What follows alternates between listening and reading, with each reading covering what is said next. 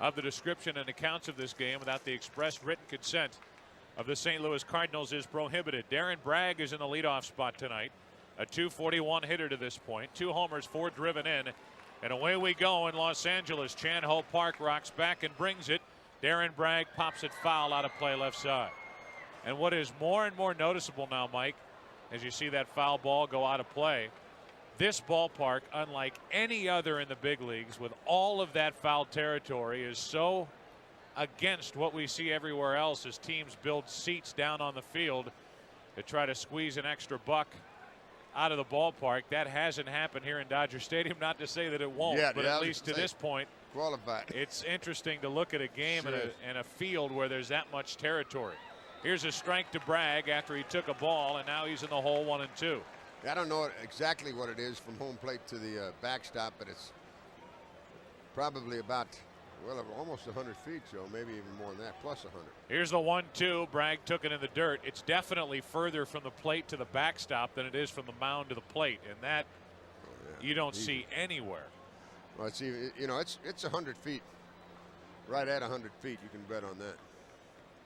Edgar Renteria will follow Darren Bragg to the plate, and then Big Mac will get his first Cardinal swings here at Dodger Stadium. Here's the 2-2 pitch.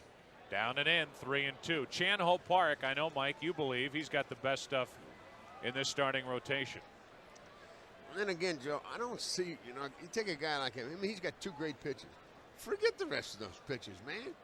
Just blow those 2 by him and head for the house. Here's a tap foul as Bragg just got a piece. They have Kevin Brown here, who is off to a slow start. You and I pulled up to the ballpark today. They've got a mural on the side of the stadium.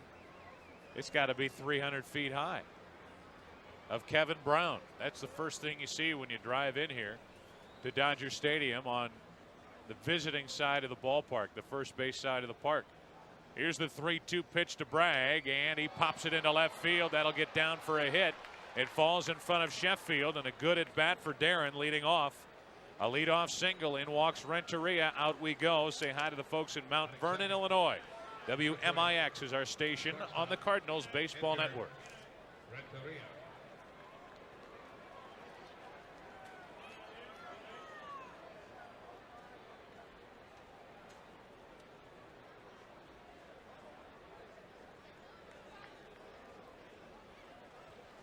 Well, that's a nice start. Leadoff base hit, and Edgar Renteria walks in, a .293 hitter. And I think we better get used to seeing him in the number 2 spot in the lineup, because he seems to fit there, and everybody knew that coming in. As he fouls one straight back for strike 1, they were going to try to make a leadoff hitter of him and put Drew in the number 2 spot. But because of the lineup the way it is, and that's not to say that when Langford comes back he won't jump up to the leadoff spot, but I think if they had their preference, Edgar Renteria would be the number 2 hitter all year. But this team really doesn't have a quote-unquote leadoff hitter. Here's a throw to first, and Bragg dives back in. So once Langford comes back and a guy like Bragg isn't in the lineup, well, then Renteria might have to go there by process of elimination. Throw to first, and Bragg gets back as Chan Ho Park pays a lot of attention to him. Cardinals are off to a 6-2 start on this road trip. Here's the 0-1 to Renteria. Ball in the dirt, blocked by Hundley. Mike, this road trip was looming as a real test at the start of the season. And I know it's not the longest. I know you enjoy pointing that out time and time again. Well, but with the injury situation, this was an important test. There's no doubt about that. I think that the teams we played, though, when you take in Milwaukee and Pittsburgh, and they're 9 of those. Runner goes. Renteria threw his bat at the ball literally and fouled it. What a great piece of hitting by Edgar to protect the runner, although I'm not sure you need to protect the runner with Hundley behind the plate. Yeah, he might have swiped that one. Bragg had a great jump. Renteria fouled it away, hit and run. Renteria swung, and he fouled it back. Strike 2, 1-2. Back to first is Bragg, and this road trip, again, Mike, you talked about it. Even though it was looming there, you like the team. Yeah, I liked it because, you know, beat Pittsburgh, beat Milwaukee, and of course we had Milwaukee 6 games at the start of the season.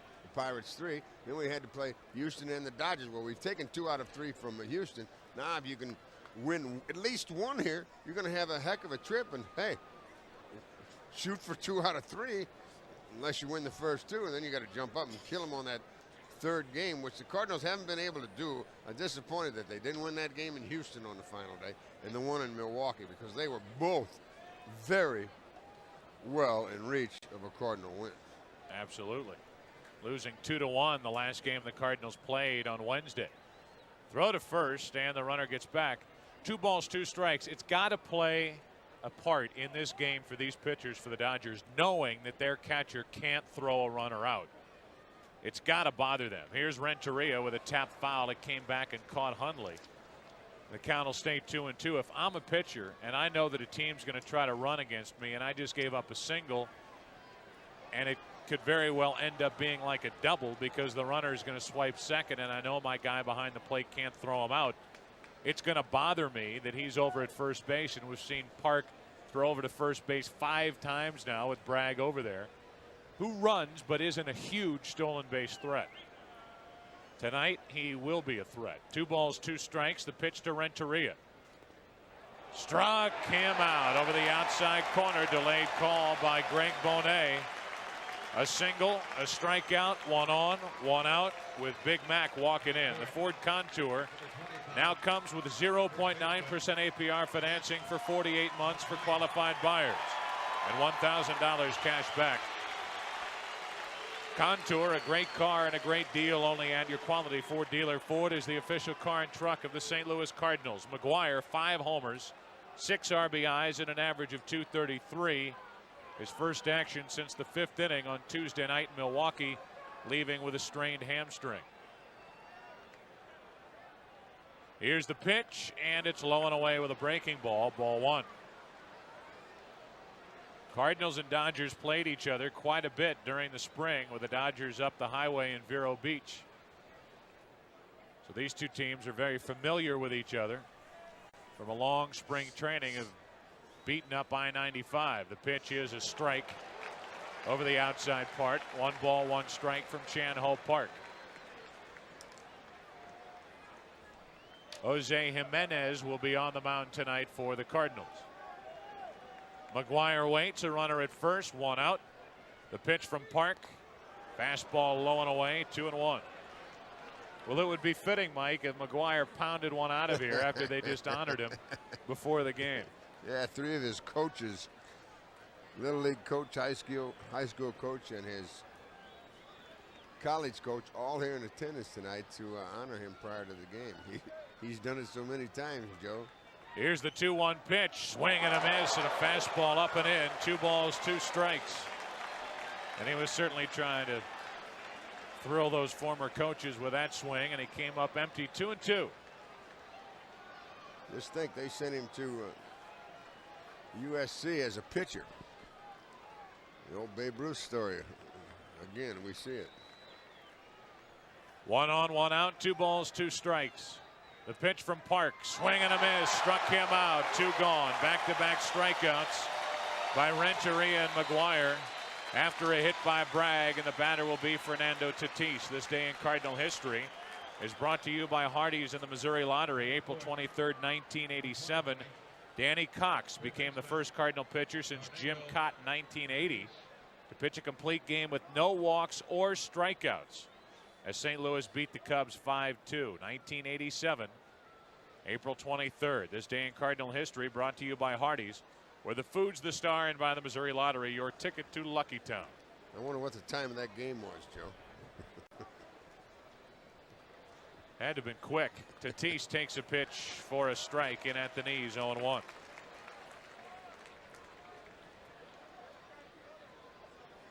Who was the last Dodger manager before Davey Johnson who never played for the Dodgers? Hoffman. Incorrect. Here's a throw to first, and the Hoffman runner gets did. back. Of course, Lasorda did. There was one guy right before Hoffman. He was the interim. Who was the guy right? Billy Russell. Bill Russell, but he played for him.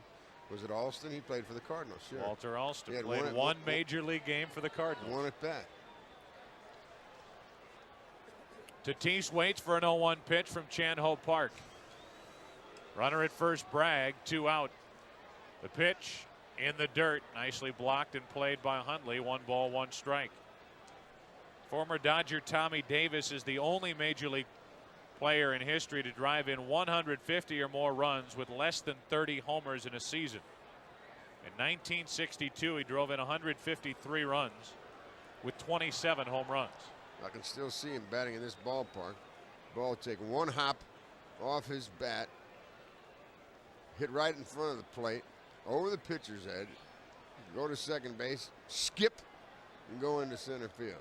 I mean, this place was rock hard in front of the plate. Throw to the plate, pitch to the plate is just inside. 2 balls and a strike on Tatis.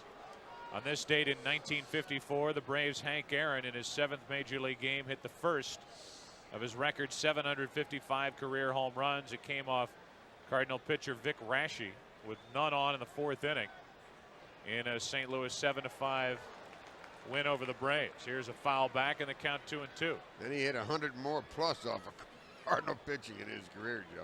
Imagine that. Over 100 home runs against Cardinal pitching. We used to kid Shaney's all the time. Red, when he was managing, he was always pitching to Hank. Red, you're responsible for most of those. Why don't you walk him once in a while? Should have had him on the field at Turner Field when they honored Hank Aaron at the beginning of the season. 2 balls, 2 strikes, 1 on, 2 out. The pitch to Tatis is in the dirt, 3-2, and finally, Darren Bragg will take off at first. I'm surprised he hasn't run yet.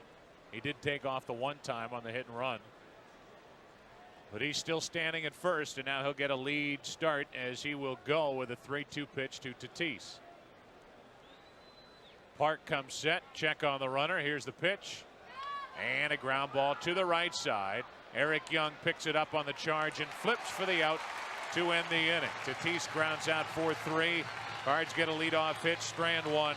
And with Jose Jimenez, a 1-game winner against no losses, going to the mound, Cardinals and Dodgers no score.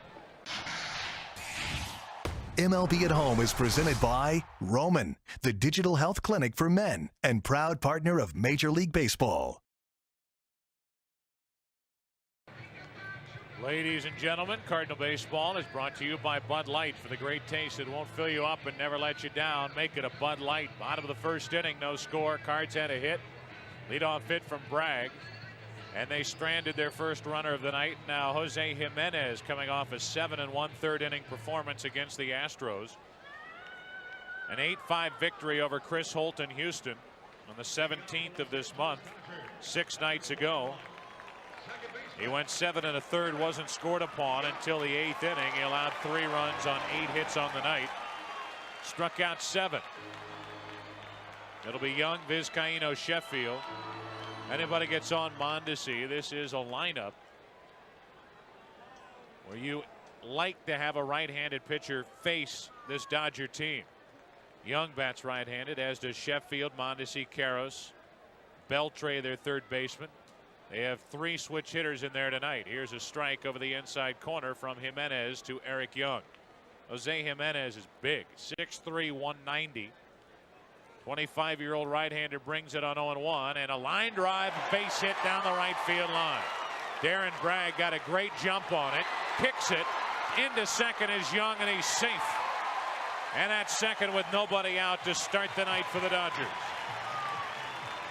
Bragg got a great jump on the ball, got to the line, and then missed it. And as he tried to recover, Eric Young is into second. It's a single E9.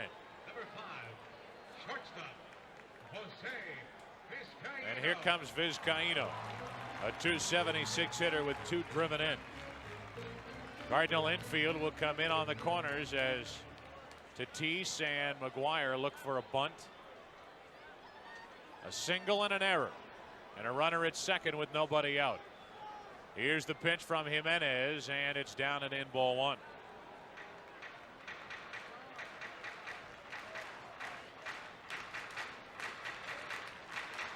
Mike talked about the history of these 2 franchises. The Cardinals lead their all-time series with the Dodgers 909 to 906. Here's the 1-0 pitch. Vizcaíno bunts foul, 3rd base side, a ball and a strike.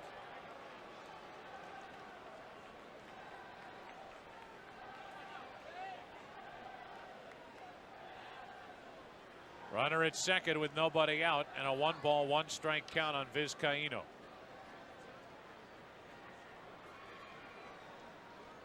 Tatis way in at third. Be tough for him to get back and cover if Young tried to swipe third. Yeah, that's a difficult play for a third baseman. He'll have to keep his eye on it. Here's the pitch. Vizcaino bunts. It's a good one. Jimenez will make the play to first. Out there, over to third is Young on the sacrifice 1-3 as Jimenez fed McGuire, and now with a runner at third, one away, the batter will be Sheffield. More and more you see that done in the first inning. It's just so important to get that run, get on top of the ball game. The statistics are rather staggering. The club that scores first, how often they hang on and win. So you see a lot of managers doing that. Even two very offensive-minded managers, which we have here tonight. They are both managers that like the home run and the 3-run home run. Eric Young now at third. The infield will stay back up the middle. Gary Sheffield is at the plate. Sheffield has driven in 9, hit 5 home runs. Mondesi on deck has hit 6 home runs. Now the infield creeps in, and a fastball is low and away for ball 1. David Howard comes charging in with a pitch. The only infielder staying back is shortstop Edgar Renteria.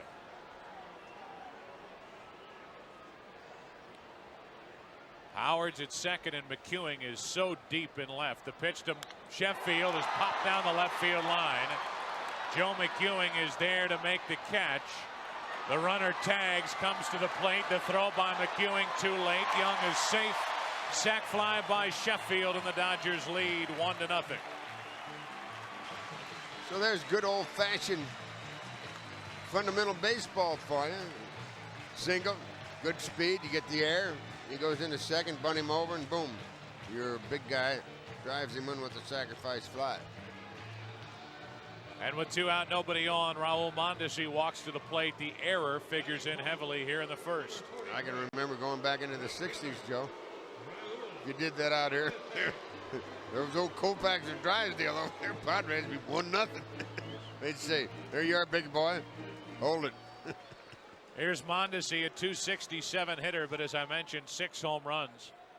And a couple in pretty thrilling fashion to win ball games in the first week of the season. A strike is on the outside corner from Jimenez. So the error by Darren Bragg in right, which turned a single into basically a double to start the bottom of the first inning, haunts Jimenez and the Cardinals. A ground ball to short. Renteria picks it, throws it. Mondesi grounds out 6-3, and we've played 1. 1 run, 1 hit, 1 error, nobody left. 1-0 LA.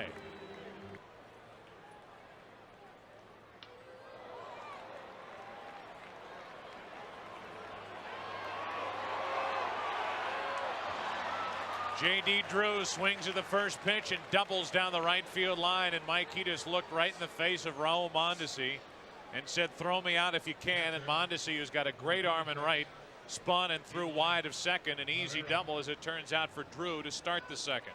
And I have to agree with that, Joe, even though there's no one out, because the outfield grass is wet. And it's difficult for an outfielder to pick up that wet baseball and get the kind of grip on it that is necessary to make the kind of throw that you would normally see from Mondesi. And when he went to throw it, you could see it just slip right out of his hand and went way high and wide. So now Marrero with a runner at second, nobody out. 1-0 Dodgers, and Eli squirts it foul off to the right. Middle deck here at Dodger Stadium, out of play for strike 1. Marrero is driven in 5. Has yet to go deep. He's hitting .333. On deck, David Howard, as the Cardinals try to figure out Chan Ho Park.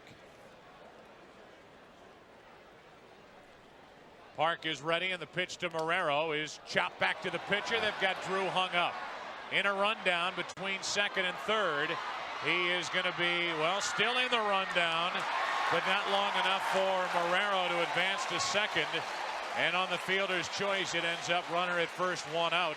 And it was started by Park, who turned and looked Drew squarely in the face and said, I got you now. And as the rundown ensued, we'll have to wait to watch the replay. It goes 1, 6, 5, 1654. 1654 on the fielder's choice, as it was the second baseman Eric Young who made the tag for the out. Now Marrero's the runner at first with one away, and the batter is David Howard, who is hitting 0. Base running mistake on the part of Drew. So he makes a good play as he takes a single and turns it into a double, but then you've got to make certain that that ball goes past the pitcher before you start to third. Otherwise, you're going to be exactly what Drew was. Howard took a ball low and away. David is 0 for 5 since being activated. Marrero's running. The throw by Hundley is awful, and Marrero will hop up but stay at second, as Devon White is going to have to be on his toes here, with Hundley being the catcher and the kind of throws he's unleashing. White was already charging in and was in great position to back up the play. Otherwise, Marrero's at third with only one out. Stolen base for Eli. And we should see a lot of that in this series if in fact Hundley catches all three. Eric Young could not catch that throw. It was nowhere near the bag. So now back to where we were as David Howard bats with a runner at second, one out. What a nice dimension that adds when your catcher can run, as Eli can. The pitch to Howard is a strike. 2-1. Joe McEwing, 422 hitter, waits on deck. Go Joe. Up next, but right now it's David Howard. A hit out of the infield might tie this game. 1-0 LA. The pitch on 2-1 in the dirt, scooped up by Hundley, who's made a couple of good stops behind the plate. And the count goes to 3 balls and a strike. Chano Park gets a new baseball from the home plate umpire, Greg Bonet. Gets back up top and looks in to get his sign. David Howard trying to pick up his first hit and his first RBI. The 3-1 delivery from Park to Howard. Right down the middle, 3-2. Fastball right down the chute. The count's full. 3 balls, 2 strikes. Park looks in to get his sign from Hundley. Has it, comes set, checks on Marrero at second, and the pitch to David Howard outside for ball 4. First walk handed to the Cardinals tonight, and it's 2 on with 1 out for Joe McEwing. Stewart, Beth, and Matthew Schneider of St. Charles are hoping for a Cardinal victory tonight. It's 2-year-old Matthew's first baseball game. And here's Joe McEwing. Tell you that Thad and Lori Wells would like to say hi to all their friends and family listening back in Olney, Illinois. McEwing stands in, a 422 hitter with 8 RBIs. The Dodgers saw plenty of Joe McEwing this spring. The pitch, breaking ball, perfect for strike 1.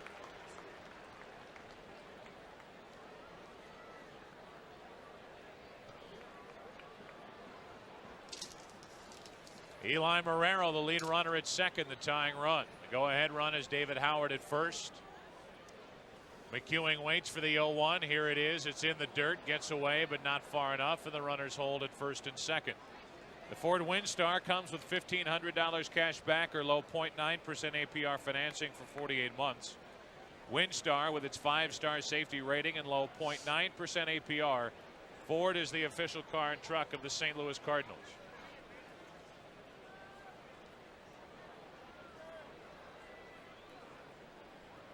Two on with 1 out. The 1-1 pitch to McEwing from Park. Ground ball back up the middle. Park throws to second, out. Over to first, safe, and it's first and third, 2 out. So close to turning a 1-6-3 double play, but McEwing hustling beat the relay, and it's a force out 1-6, and the inning breathes on for Jose Jimenez. I'm surprised they didn't turn that double play, aren't you, Joe? The throw was a little wide from Park, but not that bad. He made Vizcaíno reach. Vizcaíno got nothing on the throw. And the reason he didn't, because Park didn't give him that good a throw, and he had to elude the Cardinal runner, which was Howard, and that's why they didn't turn that double play. Here's Jimenez, 1 out of 6 with an RBI. Bats with runners at the corners and 2 out. The pitch from Park, McEwing stealing second, and the pitch is low as McEwing steals second uncontested. Or what a glaring weakness for the Dodgers behind the plate with Todd Hundley, and what a change from the guy they had at the end of last year, Charles Johnson. From the best to right now the worst, and he's the worst because of injury to that elbow. Here's the 1-0 with second and third, 2 out. The pitch to Jimenez is fouled back, and he had a pitch up, had a pretty good swing on it. 1-1. Nice to see McEwing take that extra base. A hit could give the Cardinals a lead, although the outfield is extremely shallow. And it would be tough for Jimenez to hit Chan-Ho Park. Park is set, second and third, 2 out, in the pitch. Fouled back, strike 2, and Jimenez is backed up at 1-2. Tomorrow night, Donovan Osborne takes on Ishmael Valdez. And then on Sunday night, Kent Bottenfield against Undetermined. You left-hander or right-hander, Joe? Whatever you want. Here comes the 1-2 pitch. Jimenez grounds to first. Karros makes the putout. And after the ground out to first unassisted, the inning is over. A leadoff double. No runs, 1 hit, a walk, 2 left. Cards have left 3, and after an inning and a half, 1-0 Dodgers. Bottom of the second inning, Jose Jimenez back to the hill, 1-0 Dodgers. Karros, Devon White, and Adrian Beltre will bat. Due up fourth in the inning, Todd Hundley, the number 8 hitter. Cardinals gave up a run in the first inning. A leadoff hit by Eric Young down the right field line. Darren Bragg made an error in picking it up and took second on Bragg. He scored after a bunt on a sac fly by Gary Sheffield. Leading off the Dodgers, number 23, first baseman, Eric Karros walks in. He is a fan favorite here in LA. Karros, a .317 hitter, 3 homers, 9 RBIs, an 8-8 start for the Dodgers, a 9-5 start for the Cardinals, who are assured of staying in first place by at least a game, no matter what happens tonight. Both Houston losing tonight and the Pirates. Karros first up, and the pitch from Jimenez is on the way, and a fastball strike for the first pitch to Eric Karros. Karros played at UCLA and now a Dodger, former Rookie of the Year, as he fouls it back, strike 2. Part of that run the Dodgers had on the Rookie of the Year award with Piazza, Chan-Ho Park, Mondesi. Not Chan-Ho Park. Here's a chop back to the pitcher. Jimenez picks it up and throws him out. 1 away, kind of a cheated at bat for Karros as he checked his swing. Hideo Nomo and Todd Hollinsworth, the other Rookies of the Year. And as I mentioned, Hideo Nomo, we should pass along that the Cubs released Hideo Nomo.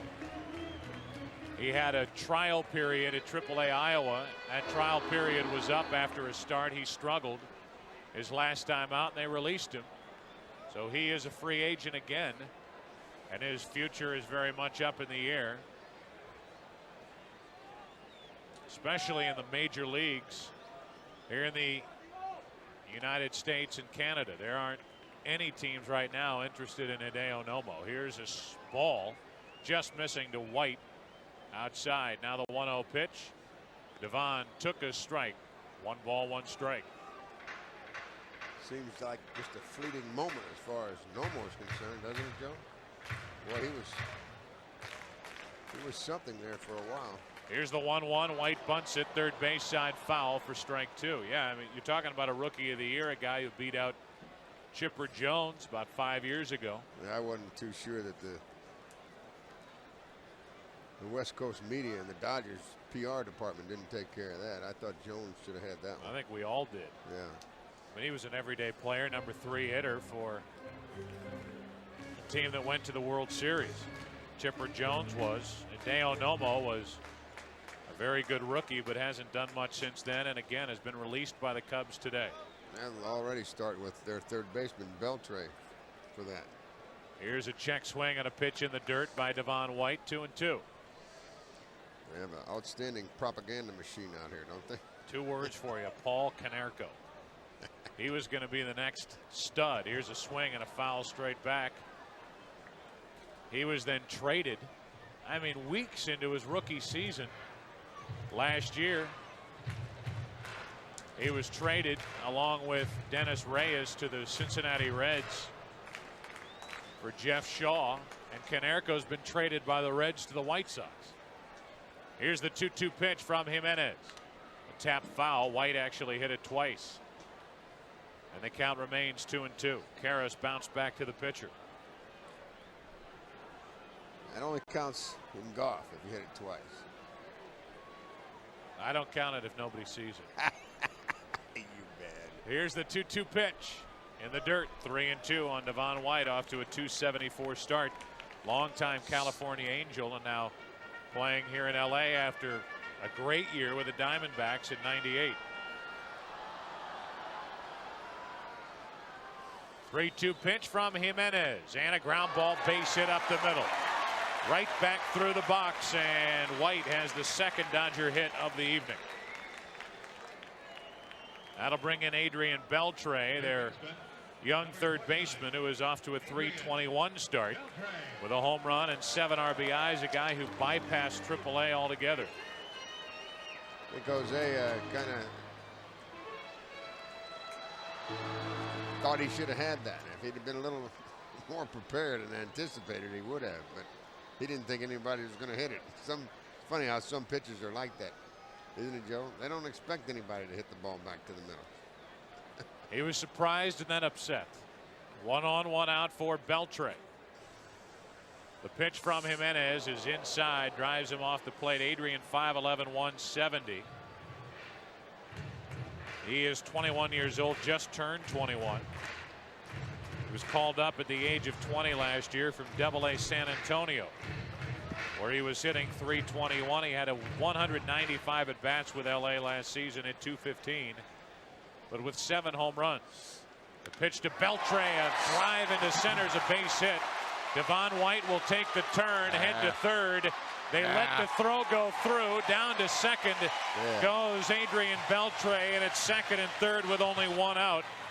A poor throw from Drew, and then it should have been cut off. They would have had Beltre going to second. Yeah, I think Drew did his job hitting the cutoff man, but I don't think Edgar realized who was running, or he should have realized it, because Devon White is one of the best in the business. And that ball should have been cut off. It was right there. He could have cut it off, but he did not. And to the credit of Beltre, he didn't go for the fake either. He just continued down there. So second and third, 1 out for the number 8 hitter, Todd Hundley.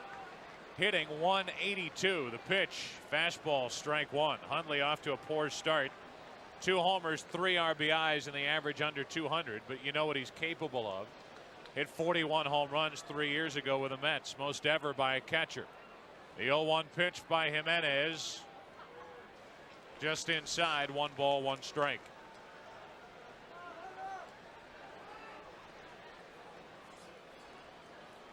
Hundley hit 41 home runs in '96.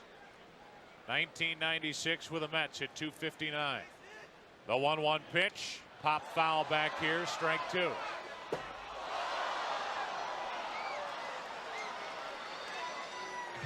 Last year with New York, with the Mets, he hit .161.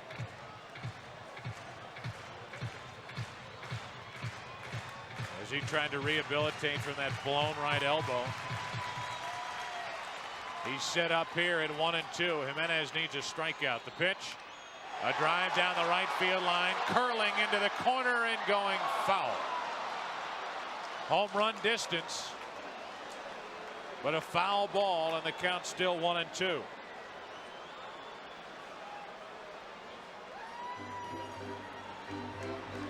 This could be a power-packed lineup, a Dodger lineup, if they all play to their potential.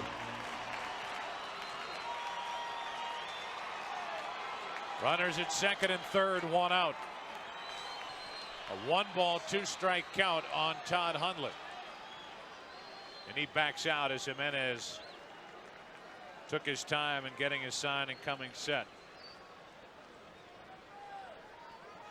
Jimenez gets back on. Gets the sign from Eli Marrero. And he can't get together with Eli as he steps off. Chan-Ho Park, a very good hitting pitcher on deck. Good athlete. Second and third, 1 out, 1-0. The Dodgers lead here in the second. And Marrero's going to have to go out there and talk to Jimenez as they can't figure out what they want to do with Hundley. You want to visit Lucky Town? Join the more than 1.2 million Missouri Lottery winners that visit each week. You could be next. All you need is your ticket. The Missouri Lottery, your ticket to Lucky Town. Jimenez wants to throw one particular pitch, and Marrero wants to throw another. So I even had an assistant out there.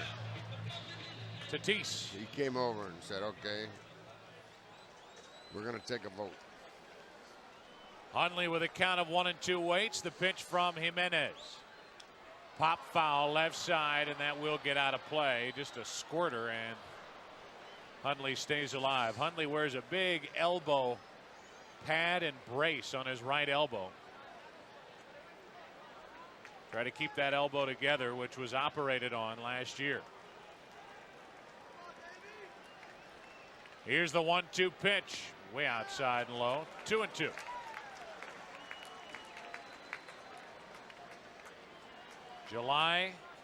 March 21 through July 11.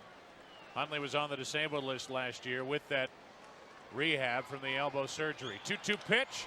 Fly ball into deep center field. Back is Drew. This will get a run in. JD puts it away. Both runners tag and advance.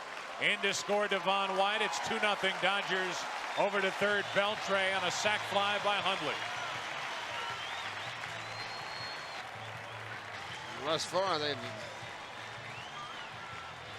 done very well. They're 2 for 2 with a man at third and less than 2 outs. The first time it was Young. Sacrifice fly by Sheffield. Now White, sacrifice fly by Hundley. And now Chan-Ho Park walks in, looking for the 2-out RBI hit. Park has 1 hit and 6 at bats. Runner at third, 2 down. The pitch, swing and a miss. I don't know why the Cardinal defense on the left side is that shallow.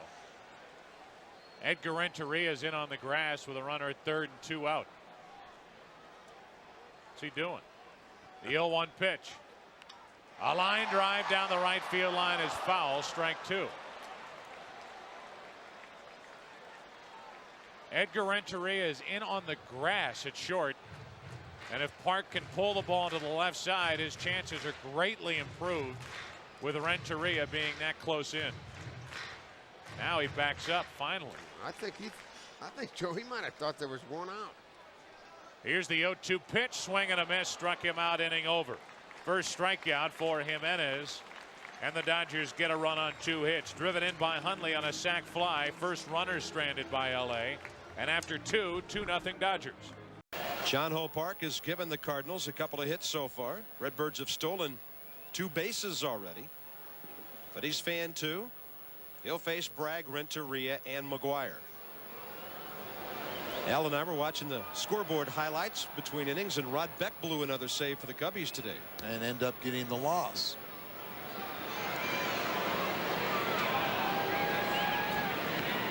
Breaking ball is upstairs. And of course, whenever we come to LA, we get a little taste of what it's like when one of our native sons heads west, as St. Louis, and John Reynolds takes care of us as our stage manager here in the booth. 3 consecutive leadoff hits by the Cardinals. Darren Bragg is 2 for 2. About time the Redbirds do something with these early base runners. Shortstop, number 3. Well, you know what's important about this is Darren Bragg came into this game only batting 150 against right-handed pitching. He knew that wouldn't last long. 2-2 performance tonight. Let's get on the scoreboard. Renteria called on strikes first time up.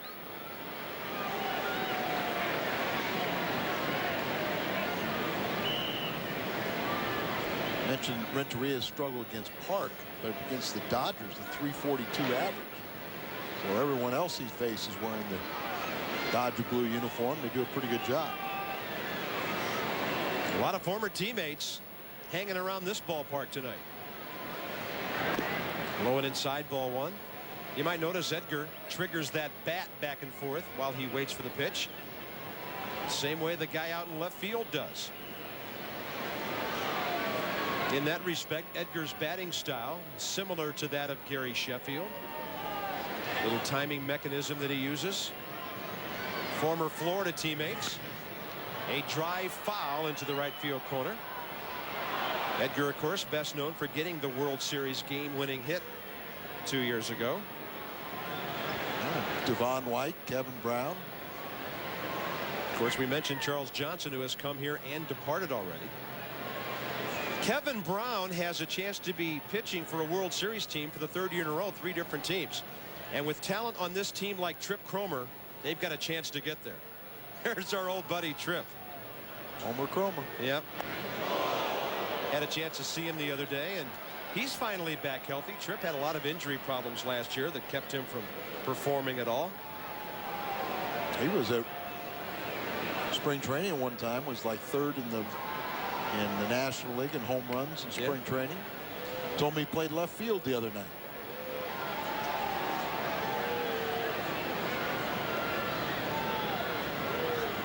Here's Edgar waiting for a 2-1 pitch. Runner short lead. Now going on a hit and run. That was not a straight steal. Bragg was only about 2.5 steps off the first base bag. And who knows, on 2-2 they might try it again. Although if he steals second and Edgar would strike out, then you've got McGuire up there with first base open. And allowing them to pitch him more carefully than they normally would. 2-2, runner holding. Look out! Wow, it hit him. Hit him in the hand. Greg Bonet heard something. It might have been Edgar screaming. Renteria gets up shaking his hand, and he is hit by the pitch. McGuire will bat with 2 on, nobody out. Davey Johnson may want to see that hand too. I'm not sure he's convinced. Well, I think Edgar's convinced. He's not that good of an actor. Ball just taking off, and maybe just nicked it because it really didn't deflect it much. You know, it got the backhand. It got the right hand, I believe. Yeah. So he could have gotten it pinched on that bat. But he definitely made some contact and not a lot of protection. Well, as long as Edgar's okay, this is a big break for the Cardinals. But the last thing we need as Cardinal fans is to watch another one of our guys go down with an injured hand. Eric Davis is really nursing a sore left hand, unable to play tonight.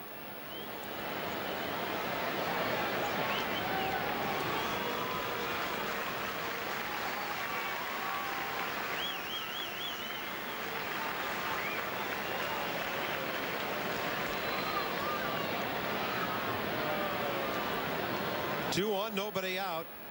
And suddenly Mark McGuire stands in the batter's box representing the lead run.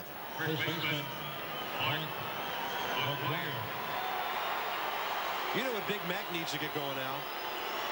I know what he needs. A home run with a couple of guys on base. Jack up that RBI total a little bit. 5 homers, 6 RBIs. All 5 of his home runs have been solo shots.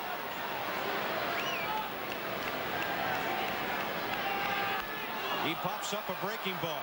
With all that room behind home plate, Todd Hundley runs out of room. It ducks right over the screen. You know, that's when you look at this ballpark, you think about a couple things. Why we have so many home runs today. The strike zone's smaller. The ball is more lively. And in most ballparks, and they're going to do the same here next year, they take away more and more and more foul territory. Now giving Mark the benefit of the doubt, he played all those years, 10 of them in Oakland, where there's more foul ground than there is here. Yeah.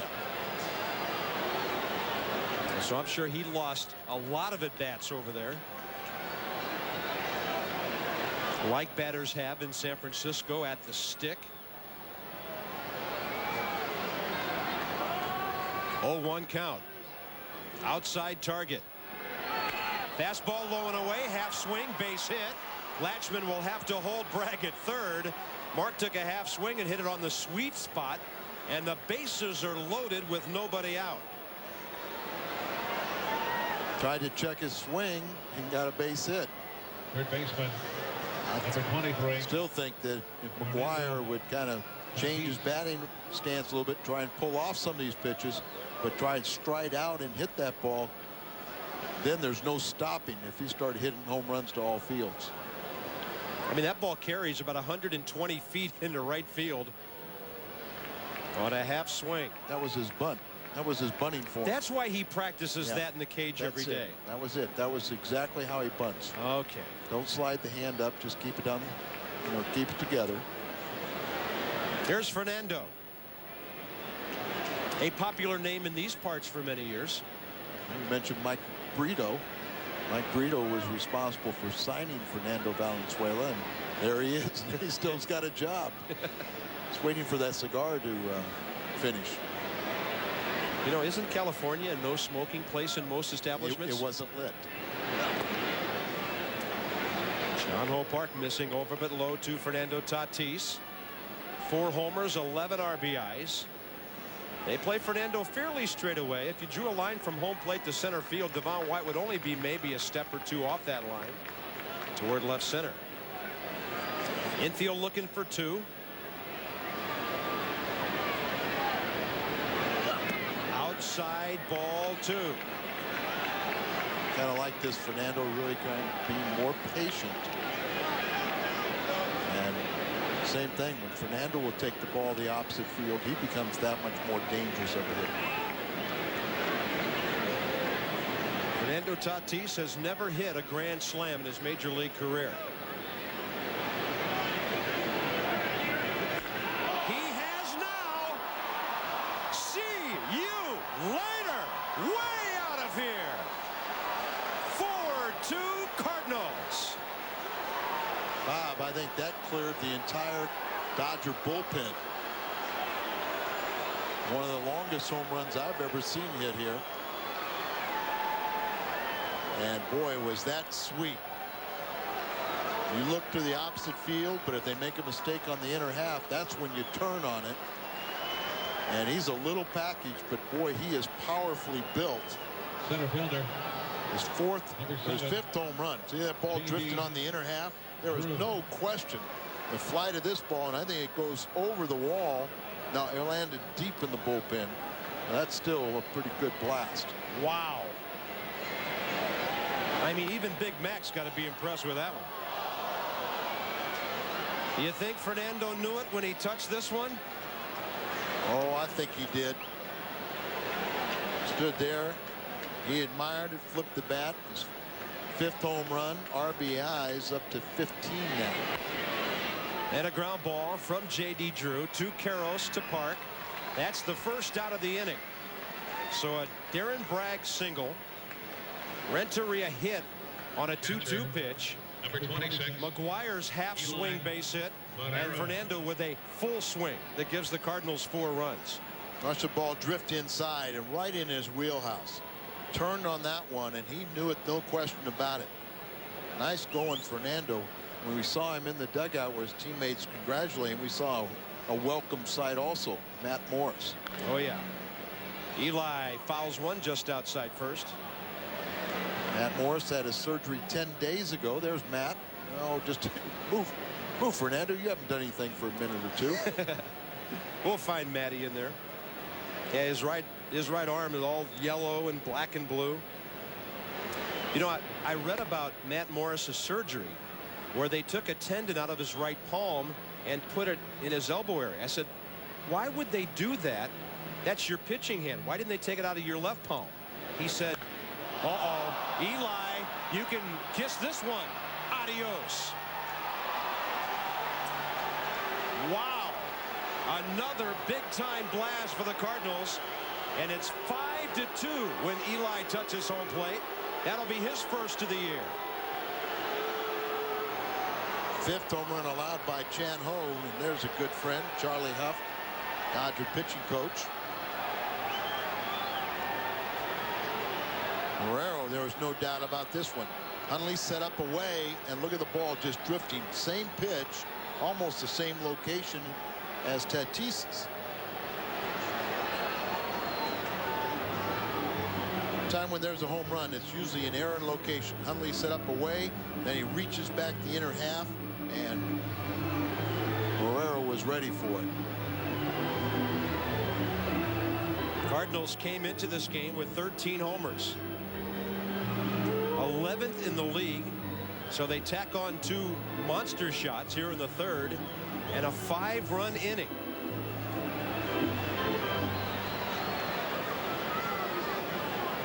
Just a footnote on Matt Morris. I said, why didn't they take the tendon from your left hand? You said they found out I didn't have one. Yeah, which I understand is very common. But a lot of people have a tendon only in one hand or the other.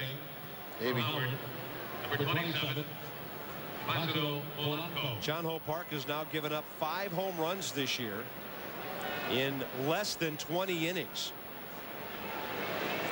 This is Placido Polanco replacing David Howard early in the game. Boy, David's been injured so much. I hope he's not hurt again. What is up with that?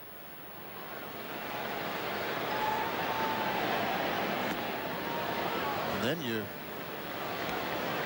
sit there and you're a little bit handicapped, because what happens if Renteria has to come out of the game? You know, then you get into that shift where McEwing's coming from left field to second base, Polanco from second to short.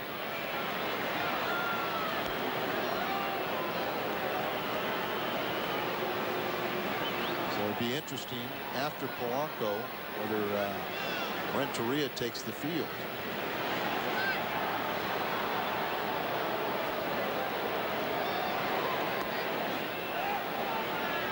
But he's hitting, and you know, you figure, well, maybe he's going to play second base and David Howard moves to short, but David Howard's out of the game. That's what I'm saying. He's hitting for him. So we're as mystified as you may be at home right now. We'll wait for a report. I'm sure Brian Bartow, the Cardinals' outstanding media relations man, will let us know shortly what's going on. Now Polanco walks, and out of 7 batters in this 3rd inning, John Ho Park is retired 1. David Johnson wondering what's going on here. The wheels have come off in a hurry. Sometimes when Park gets hit hard, he'll pitch inside, and so you have to look out for that. But after he hits Renteria, you may not want to go back in there. Here's Joe McEwing, who bounced into a fielder's choice his first time. Offers and lays off the low curveball. And now the count goes to 2-0 on Joe Mack.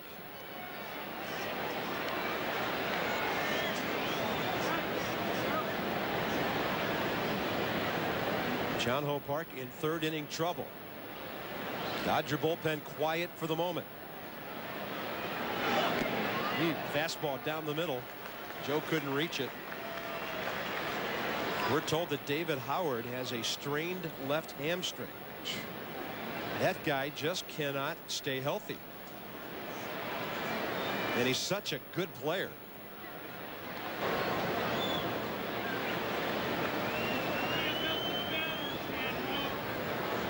Looking over there, reports. Remember, Jimenez is the on-deck hitter.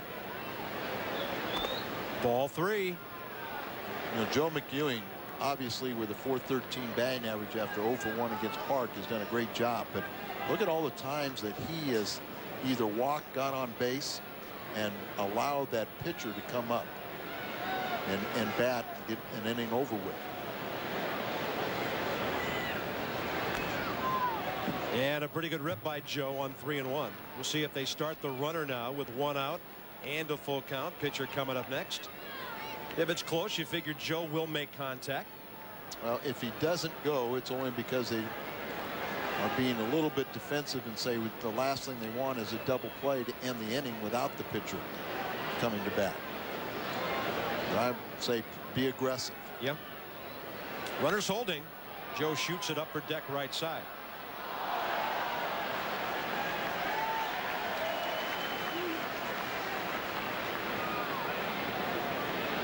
Well, Tony has to be pleased with the big inning. This road trip has featured some big innings. Remember Houston? A big one Friday night, a big one Saturday night to take 2 of 3 in that series. Unfortunately, the Astros got a big one on Sunday. And you know what Tony La Russa really has to be pleased with? And it's not quite there yet, but with runners in scoring position, they came in with a .326 average. So they have been getting the timely hitting. And if you talk to the Dodgers, they have not. There's a 3-2 pitch way upstairs. Park walks his second of the inning, his third of the game. And we'll see if Jimenez is bunting here to move 2 runners up, or maybe taking a hack. The Cardinals can blow it open. Charlie Huff will ring the bullpen telephone now. And that gets into an Achilles heel right now. Oh, their bullpen is struggling. You saw Alan Mills, the ex-Oriole, getting up. They put Antonio Osuna on the DL Wednesday. They sent Robinson Chanko down. Carlos Perez is throwing. Now he's in the starting rotation, but they're going to skip him. Right. Because of yesterday's day off. Yesterday's day off, and he's also been struggling. So they moved up Dryford, who will pitch the Sunday game, and skip Carlos Perez. Jimenez is bunting. Takes a little stab at it. Little upset with himself instead of being out in fair territory. Kind of see all that play and then stabs at the ball, and good way to pop it up or at least not execute. Jose does not have a sacrifice this year. 1 for 7 overall. Oh, gets that one down nicely. To third, safe. Ball was off the bat. And Adrian Beltre had to dive to keep it from going down the left field line. They'll give a sacrifice and a throwing error. We'll see to Chan-Ho Park. I'm not so sure a good throw would have forced the runner at third. It would have been very close. Well, it's a great bunt. There he catches it right off the end, deadens it on the grass. He spins and throws, but without that little crow hop, you're off balance. Beltre, they say, is going to win a Gold Glove sometime. They say he is just phenomenal, but clearly he was off the third base bag. No error given. We'll call it a straight sacrifice. Cardinals bat around. The 10th man in the inning was the first man, Darren Bragg, and still only 1 out.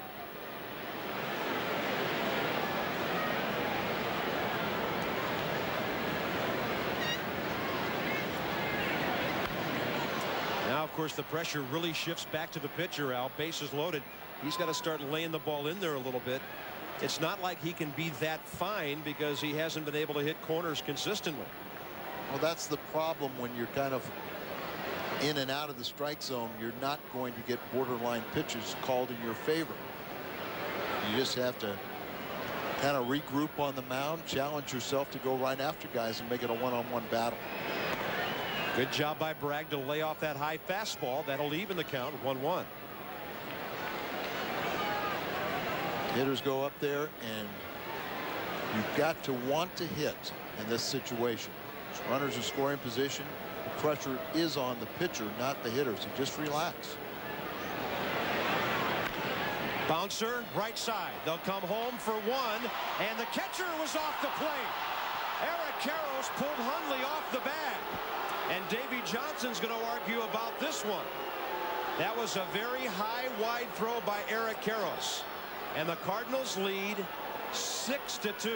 Well, to the Greg Bonet's credit, he got the play right. A high throw. Hundley tried to hold on, and he came off the plate. Maybe Johnson doesn't like it, but it's the failure of his players to execute. He's gone.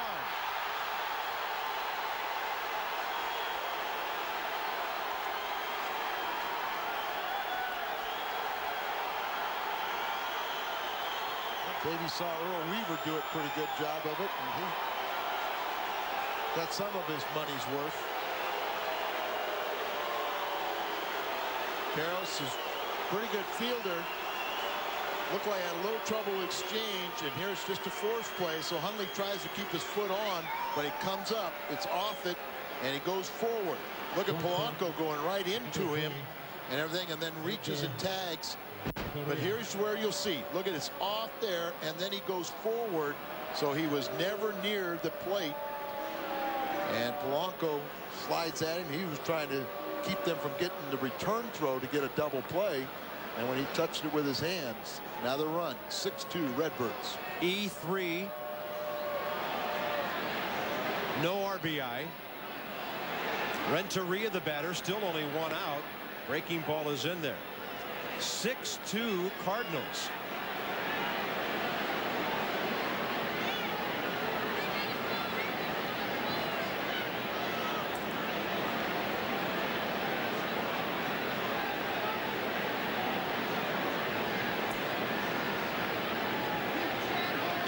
Fastball, pretty good location outside corner.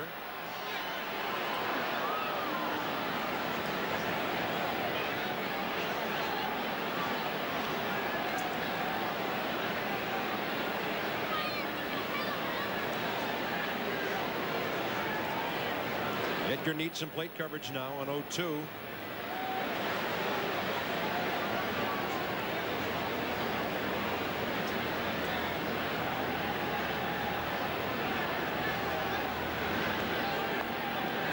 Good eye on the breaking ball. Well, to me, it's a good sign that you see Edgar hitting. Oh, that hand's still got to be stinging a little bit where he's hit by a pitch this inning. He was the second batter. Come around to score, and now he's got a chance to really break this game open.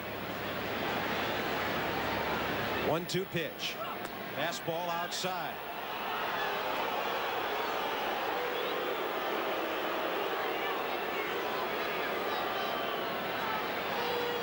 Charlie Huff, the pitching coach, but running the ball club now is Davey Johnson's bench coach, Jim Tracy, who's been with the Expos the last 4 years. 2-2 pitch. Right field, base hit. This will score maybe a couple. They will hold Jimenez at third base. Hey, with one out, why take a chance on getting your pitcher beaten up at home plate and latch with a 3-run, well, a 5-run cushion now, and there's Jim Tracy. Decides to play it safe with only one out. Well, Mondesi has a great throwing arm, and that's a good way to get a pitcher hurt. So who else is coming to bat has a factor in it too. Yes, sir.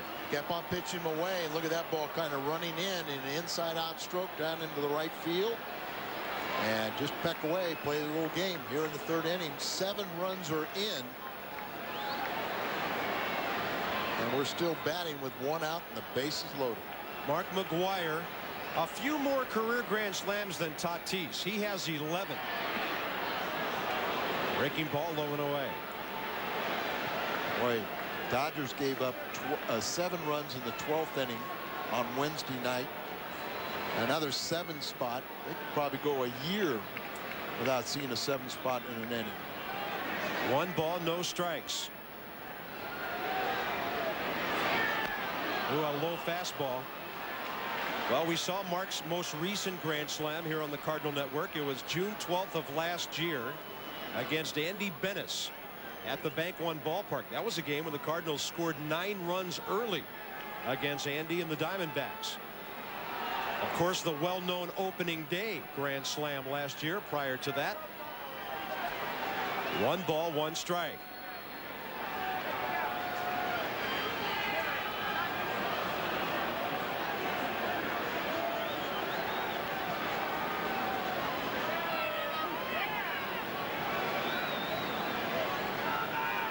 Mark trying to get aboard so Tatis can hit another one. Yeah, right. That one's in there. 1-2. Mark's a little mad at himself. That's not the reflection of the umpire. He was guessing and guessing wrong. And he got a pitch right there, thigh high. Well, you don't see that reaction from him very often. 1 ball, 2 strikes. Breaking ball, popped up right center.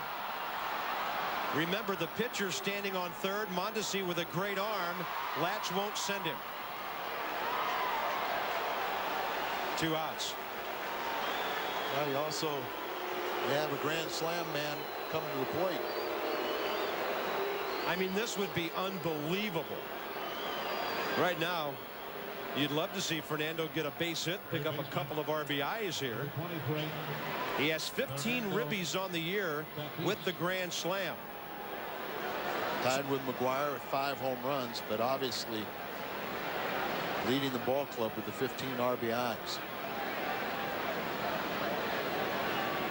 The league leader is Brian Jordan with 17. So Fernando's right up there with the big boys now. Curveball in there.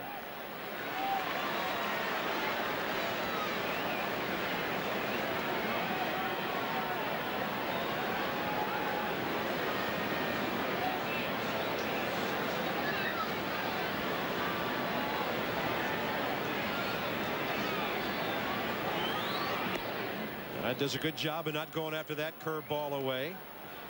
2 outs in about 15 minutes ago. Boom.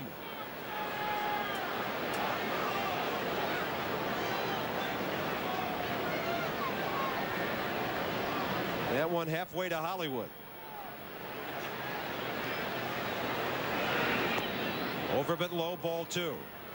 This game is being seen in Latin America and also in Korea.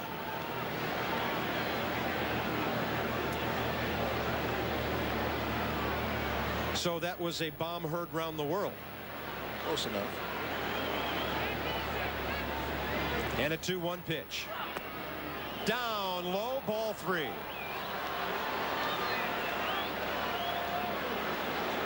Seven runs in, bases loaded, 2 outs. And Fernando can look for something in a certain spot here from Chan Ho Park.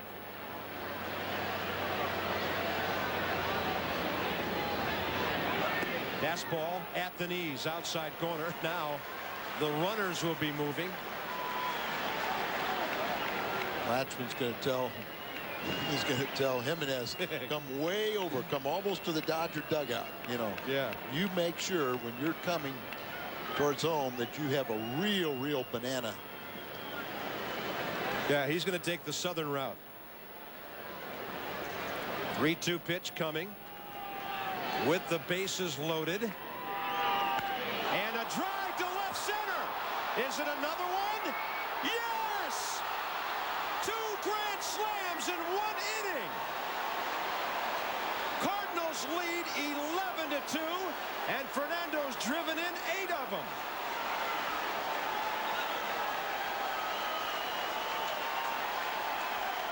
Well, this crowd came to see Mark McGuire, but they're seeing something a little bit better.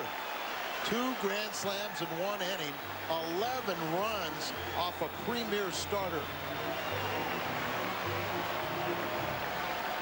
3-2 pitch, hanging breaking ball, and they go a long way.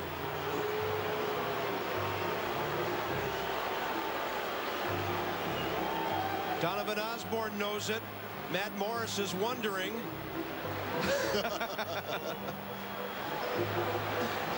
A high breaking ball. Yeah, he's running. He's hoping. He knows he's got a chance. He hit it pretty good. It was not a no-doubter like the first one, but it ended up getting out by plenty. And Chan Ho Park is done. The Cardinals and Fernando Tatis have stunned the baseball world with this inning. Oh my. Attention, please. Now pitching for the Dodgers, number 33. Carlos. It's an 11-run third inning for the Cardinals. The Elias Sports Bureau, the people who track statistics in Major League Baseball, tell us right now on the phone this is the first time this has happened in Major League history. Fernando, a piece of history tonight. His teammates knew it, and the Cardinals have 11 on the board in the third inning. Carlos Perez takes over. Cardinals put a straight number on the board here in the third, but problem is for the Dodgers, there are 2 of them. 11. Fernando Tatis, baseball history, 2 grand slams in 1 inning. You know, he was the 4th man up. I mean, how often do you ever see 4 guys get up twice? Normally when the team bats around, 1, maybe 2 guys bat twice, not 5, as is the case here now. Mark McGuire's even a little bit in awe of Tatis.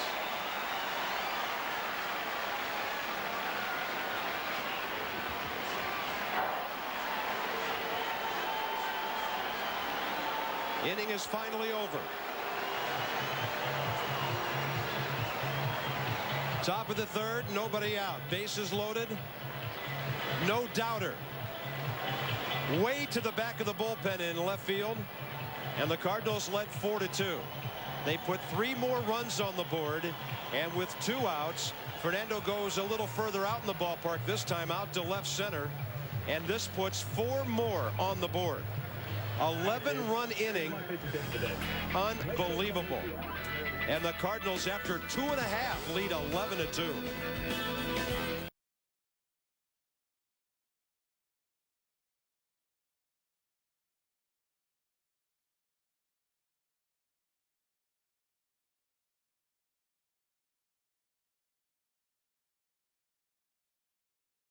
Sacrifice flies to get off to a 2-0 start here in the first of a 3-game series out here in Los Angeles.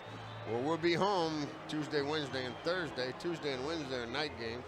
Thursday an afternoon game, and you might want to give the Cardinals a call about the Batter's Eye Club. That's the hottest new area at Busch Stadium. One price takes care of your game tickets, food, beverage. They're all included. Very unique setting out in center field. Give the Cardinals a call at 314 is the area code. 421-3060. 3060. 421-3060. The new Batter's Eye Club. I guess we're going to have to do a game from out there, don't you think, Joe? The new Batter's Eye Club out in center field. Here's the first 2. The Cardinal leadoff man, Bragg. It's low for a ball. I got the scouting report. I was told it'd be perfect to do a game from out there. Yes. Here's a ground ball base hit to right. Bragg is 2 for 2 in the leadoff spot. He singled to start the first, was stranded. Now the tying run will come in, and Edgar Renteria.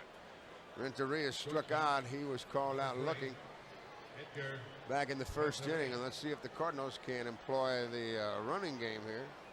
They've swiped 1 base tonight. No, excuse me, 2 really. Marrero and McEwing have swiped bases, the 2 rookies. I would say the only guy in the Cardinal lineup that isn't going to run is McGuire. Huh? That's it. And if you get on, you measure off Chano Park and you go. You just have to make Hundley throw you out. A lead and a throw over. Bragg's back safely. Bragg is looking for his first National League stolen base. He's held by Karros over there as the infielders look for the double play ball. The pitch is inside and low, ball 1.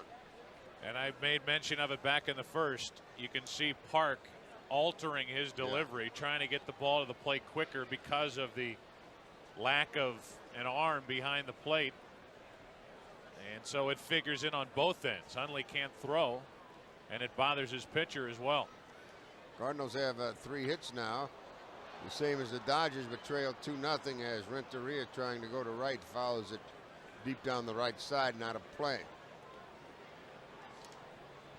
Cardinals have won 6, lost 2 on this trip. Joe will have a very complete scoreboard show for you when this ball game is completed. Everything is final in the American League. 5 finals in the National League. 2 other games out here on the West Coast underway as we play at Dodger Stadium. Up and in, and it knocks Renteria out of the box. Arizona's at San Diego. Tony Gwynn has hit his 2nd home run of the year. It's a 3-run home run, and San Diego leads 3-0 after 3. Colorado and San Francisco are hooked up. Kyle and Ortiz, no score in the bottom of the 2nd. Mets beat the Cubs. The Phillies over the Expos. Cincinnati 7-5, a winner over Houston. Florida banged Atlanta 9-1. There goes the runner swinging a foul. Milwaukee 9-1 over Pittsburgh. Cirillo another home run. Giles hit one for Pittsburgh in a losing cause.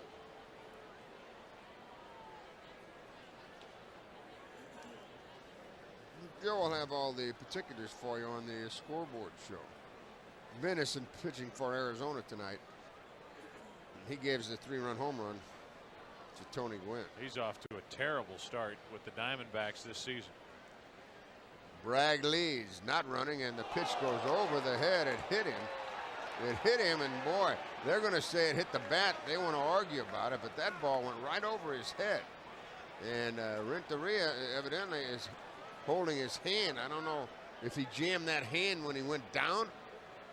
I think that must be what happened, Joe. I didn't see him throw his hand up there. Did you? Where the ball might have hit it. We'll get a replay of it. Yeah, I thought the pitch hit his hand. Is that right? He just threw his hand stayed up, and his right hand stayed on the bat, and it hit his right hand. Now it did continue on and was caught by Hundley, so it was a glancing blow. But Chano Park is throwing hard, and Renteria immediately took the glove off, and that hand is shaking. We don't need any more injuries, do we? Especially to this guy. I mean, the Cardinals were really struggling without him in the lineup. Everybody couldn't wait to get him back in there. And now here he is. He gets hit on the right hand. He's able to squeeze his hand. He's able to shake Brad Henderson's hand. And again, it was a glancing blow. That's easy for me to say. I wasn't the one hit, but Edgar's going to stay in there and go down to first base with 2 on, nobody out. McGuire coming to the plate. The question will be whether he can throw the baseball, grip it, and throw it.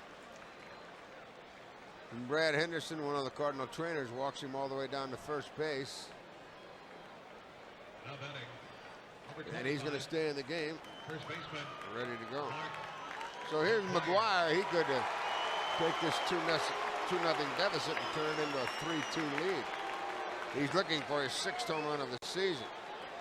He has 10 hits lifetime against Los Angeles. 5 of those are home runs. Struck out in the first against Chan-Ho Park. They're at first and second, and the Dodgers aren't looking for the sacrifice bunt.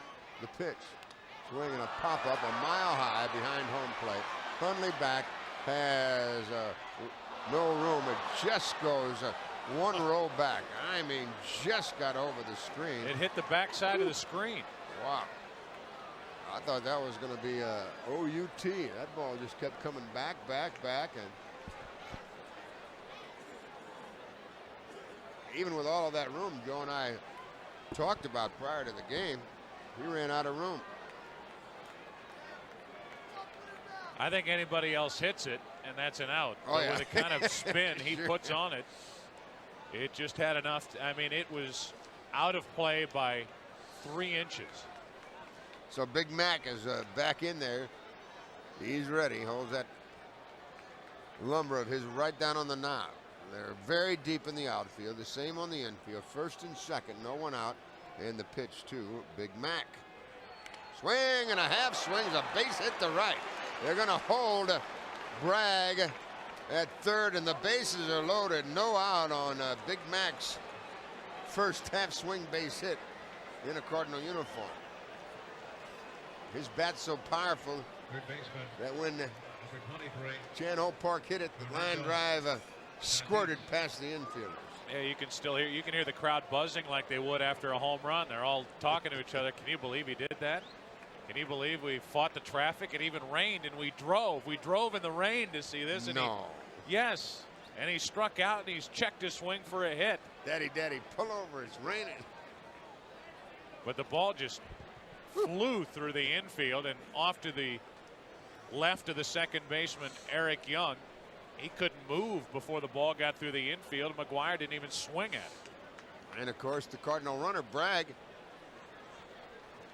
no attempt to score him. He was stopped at third. It's Mondesi, who throws very well out there. He got it back in a hurry, and I'm surprised Mondesi was playing that far over into right field, to be quite honest with you. Now Park is set. He fires 2 Tatis. It's low, ball one. Usually the right fielder against McGuire is way out into right center. In this case, Mondesi was straight away. And because he was, that robbed McGuire of an RBI and the Cardinals of a run. Bragg had to stop at third. He's at third. Renteria's at second. Big Mac at first. No one out. The pitch to Tatis is outside, and it's 2-0. And you're going to see power against power here. A fastball to Tatis with the bases loaded, no one out. 2-0 the count. That would be my guess, and I think that's what Tatis is looking for. Let's see how they play it. Park is set. He kicks and delivers. Fastball, and it's a grand slam. Woo! We see who powered that one. A grand slam home run, and the Cardinals lead it 4-2. That went over the bullpen.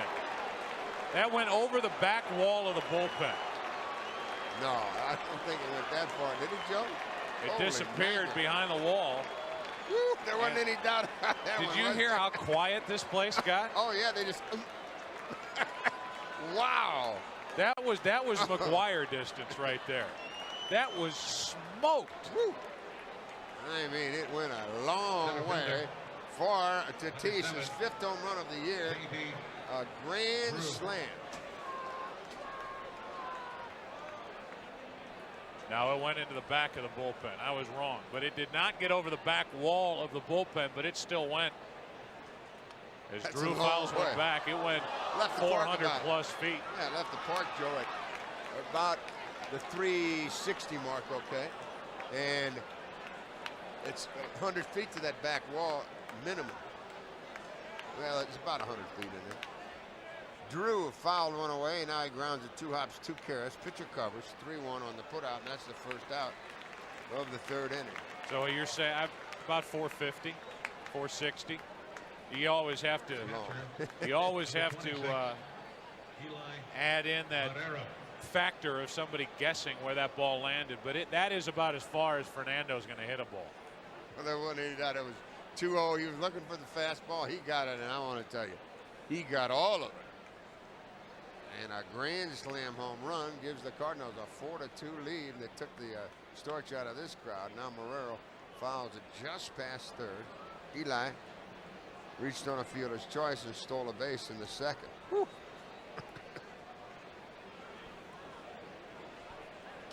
Salami. Tell you, the ball's jumping out of Dodger Stadium this year like Fox has put something else in the baseball. It's a Fox guys. conspiracy. This is definitely a Fox conspiracy. X-Files. You got it, big boy. Joe, that is the 30th home run hit here in 10 games. Here is a 31. Eli Marrero takes it deep down the left field side, and it is 5-2. Marrero hits his first of the season, and listen to these Dodger fans. Woo. They're hitting better than 3 home runs a game out here. And that'll bring the pitching coach to the mound. Charlie Out's going to teach Chano Park the knuckleball in the next 30 seconds. Try this. That's what I did. A fastball right in the wheelhouse of Tatis, and now Marrero. Woo-wee.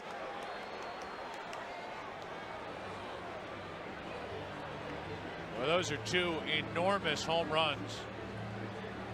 I'm telling you, the ball that Tatis hit is as far as I've ever seen him. Batting practice, game, anything. Well further than anything I've ever seen him hit. And then Eli stands in there after Drew grounds out, and it's a high, majestic floater that stayed fair, and it got out by probably 15 rows into those seats over the wall, which is about 340 feet away. Click, click, click. Click, click, click. There goes home runs for housing. 2 more $50 bills to Habitat for Humanity.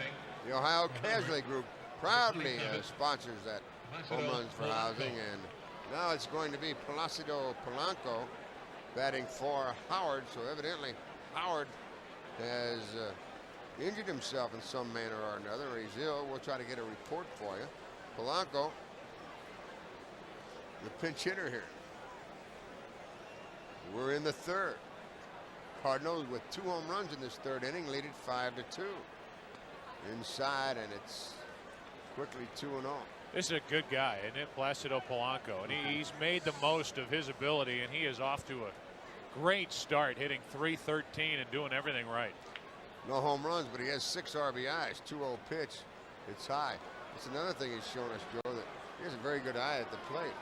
Polanco. He wasn't bad in the leadoff spot. I mean, there were times in that Houston series, in the Pittsburgh series, he hit in that leadoff spot, and he was a weapon up there. He'll take at least one now as the 3-0 pitch is headed home. A strike on the inside corner. On deck, it's McEwing.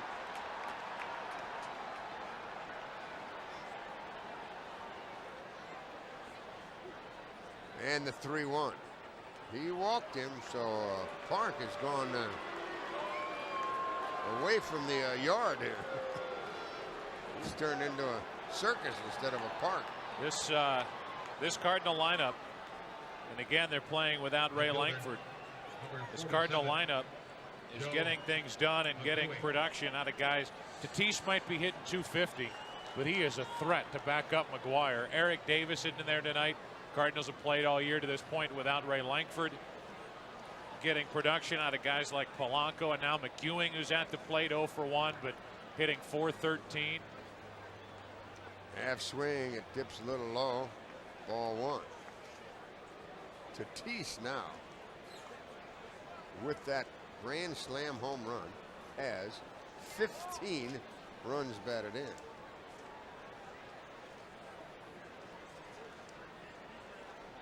A check. Now the pitch.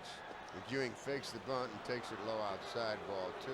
David Howard, Mike, leaves with a strained left hamstring. That's what had him out and on the disabled list. A groin injury. Now a strained hamstring. And the 4 RBIs tonight by Tatis put him tied for 2nd in the National League in the RBI department. Jordan of Atlanta leads the league with 17 RBI. Aurelia of the Giants and Williams of Arizona, Matt Williams, they each come in with 15, and now Tatis has 15 with that grand slam home run. On at first, and he takes a throw back safely. Placido Polanco, and you certainly would expect him to steal here. 1 on, 1 out. McEwing at the plate. 2-1 delivery. He's not running, and it's up and in. Why the Cardinals aren't pushing the issue, I don't know here. I don't know why anybody wouldn't run other than McGuire the second they reach first base. Hundley cannot get the ball down to second base.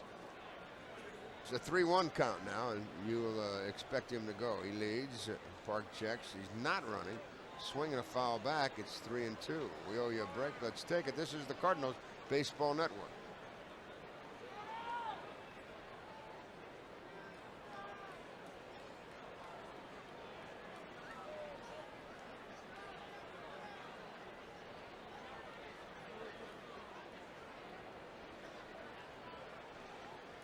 Three-2's the count on Joe McEwing as Polanco leads. He's not running, swinging a foul out of play. So even on a 3-2 count, Cardinals do not use the running game.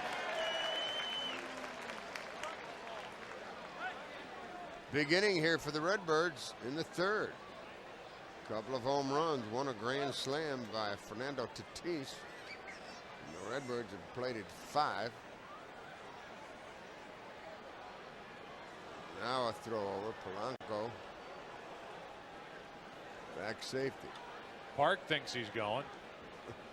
And he has a lead, doesn't have much of a lead. Obviously just to get some movement on the bases, not going on ball 4 up and into McEwing. Polanco last year at Memphis stole just 6 times. With the Cardinals in 45 games, Placido swiped 2. So here's another walk.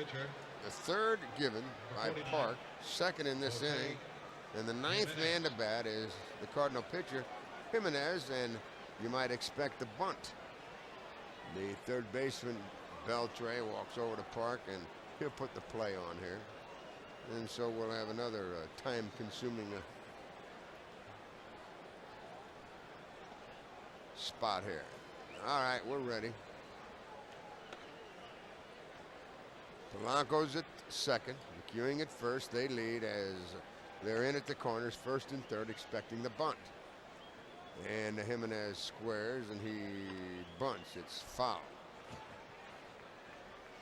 And he didn't look too pert, to say the least. He squared early. He didn't go all the way around.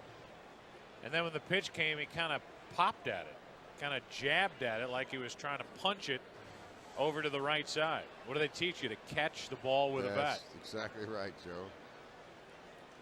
Just like you have a glove, you catch it. He does this time, and it's 2 Park. He's going to go to third. Wild throw. The bases are loaded. That was a poor decision to throw the ball to third. Poor. It would have taken a perfect peg over there to get him. And so it'll be a sacrifice and a fielder's choice. And the bases are loaded again, this time with 1 out. They were loaded in this inning, no 1 out.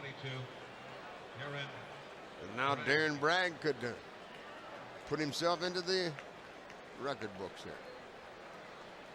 Cardinals are going to bring out a jacket on a cold night here in LA for Jimenez. Jose has to run the bases. And action starts for the Dodgers out in their bullpen as a left-hander gets loose. Bases loaded for Darren Bragg, who's already 2 for 2, and he's had some good swings against Park.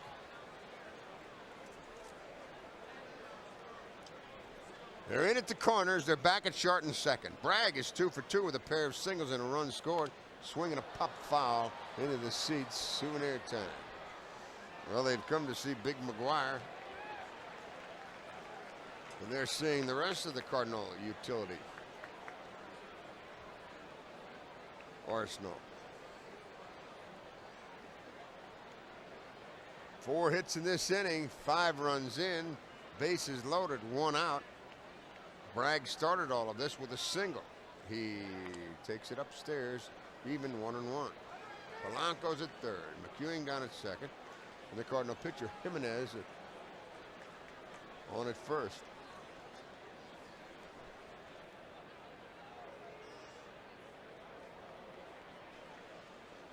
Carlos Perez, a lefty's in the bullpen for the Dodgers. Bragg, a ground ball to first. They'll come home.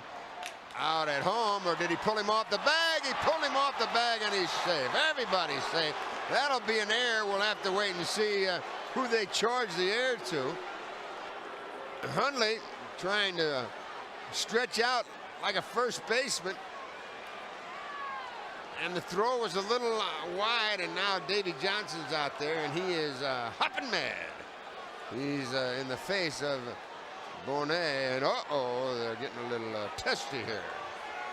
And now Johnson might get himself thrown out of this game. He just thrown out. He's gone, and I want to tell you, get out the mouthwash and the breath freshener. Those boys are nose to nose down there, and they're hot.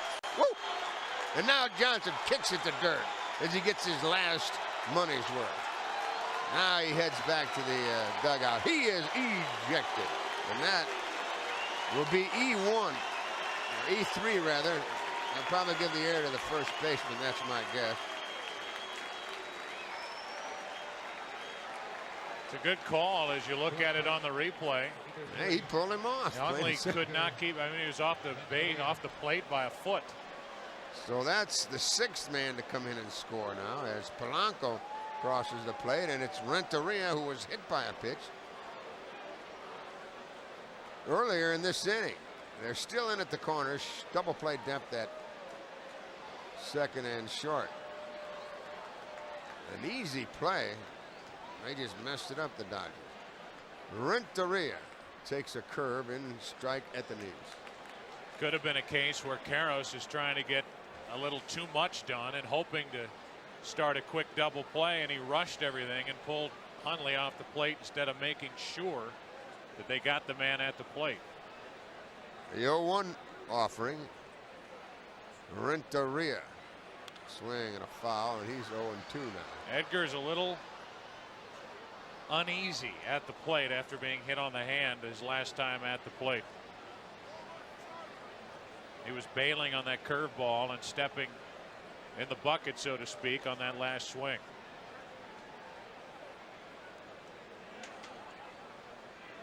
Now they move back at the corners. Bases still loaded. 1 out. 0-2 pitch. Chan Ho Park 2. Edgar Renteria headed home now. A little low and outside. Edgar wouldn't go for it. Well, who's on deck? Big Mac. And I don't think he's batted this year with the bases loaded, has he? Well, let's see if he can unload them in a hurry. Although Edgar might have those designs himself. The pitch. Just a little outside, and it's 2-2 now.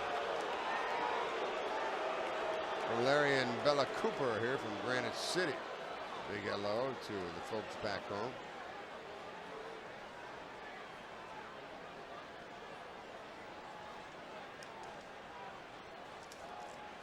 Two count. Renteria waits. He swings, and there's a base hit to right field. That's going to score one more, and the bases are still loaded for Big Mac.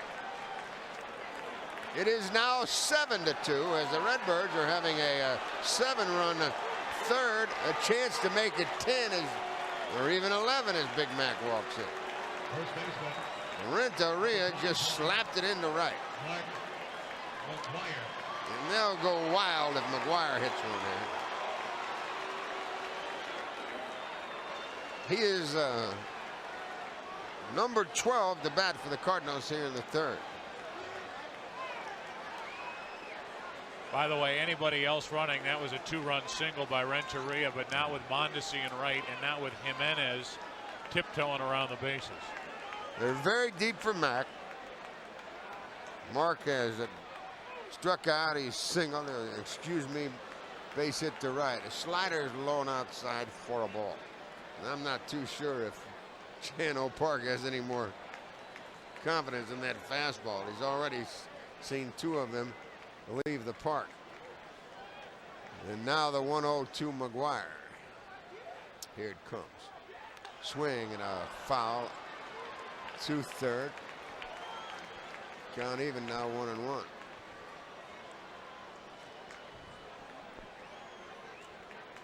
McGuire, 2 hits and 3 at bats prior to this night against this pitcher, Chan Ho Park. A very deep infield outfield. Still only 1 out with the bases loaded. And the 1-1 pitch. Mark McGuire. Now time called as Park wants a new sign. He stepped off. He's very unsettled, to say the least here. He's been touched for 7 runs in this inning. 5 base hits, 2 home runs, a strike at the knees, and McGuire was guessing the other way. Well, you know what happened is Park quick pitched him. McGuire has that little trigger mechanism where he has the bat down at the plate, and by the time he got it back, the pitch was right on top of him, and he just took a fastball right down the middle. And he's not very happy at the moment. Here's another swing and a high drive to right. We might have a play at the plate. The runner tags, and he's not going to go, as Mondesi's throw is a good one. And the bases are still loaded for Tatis, and he could make baseball history right here.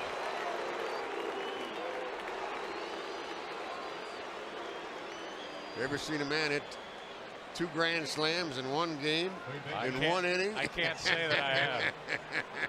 Have you? No. Come on, Fernando, do it so we can have everybody scrambling and going through the record books out here. Bases loaded, 2 down. Cardinals leading 7-2. They've scored all 7 runs in this inning. The pitch to Fernando.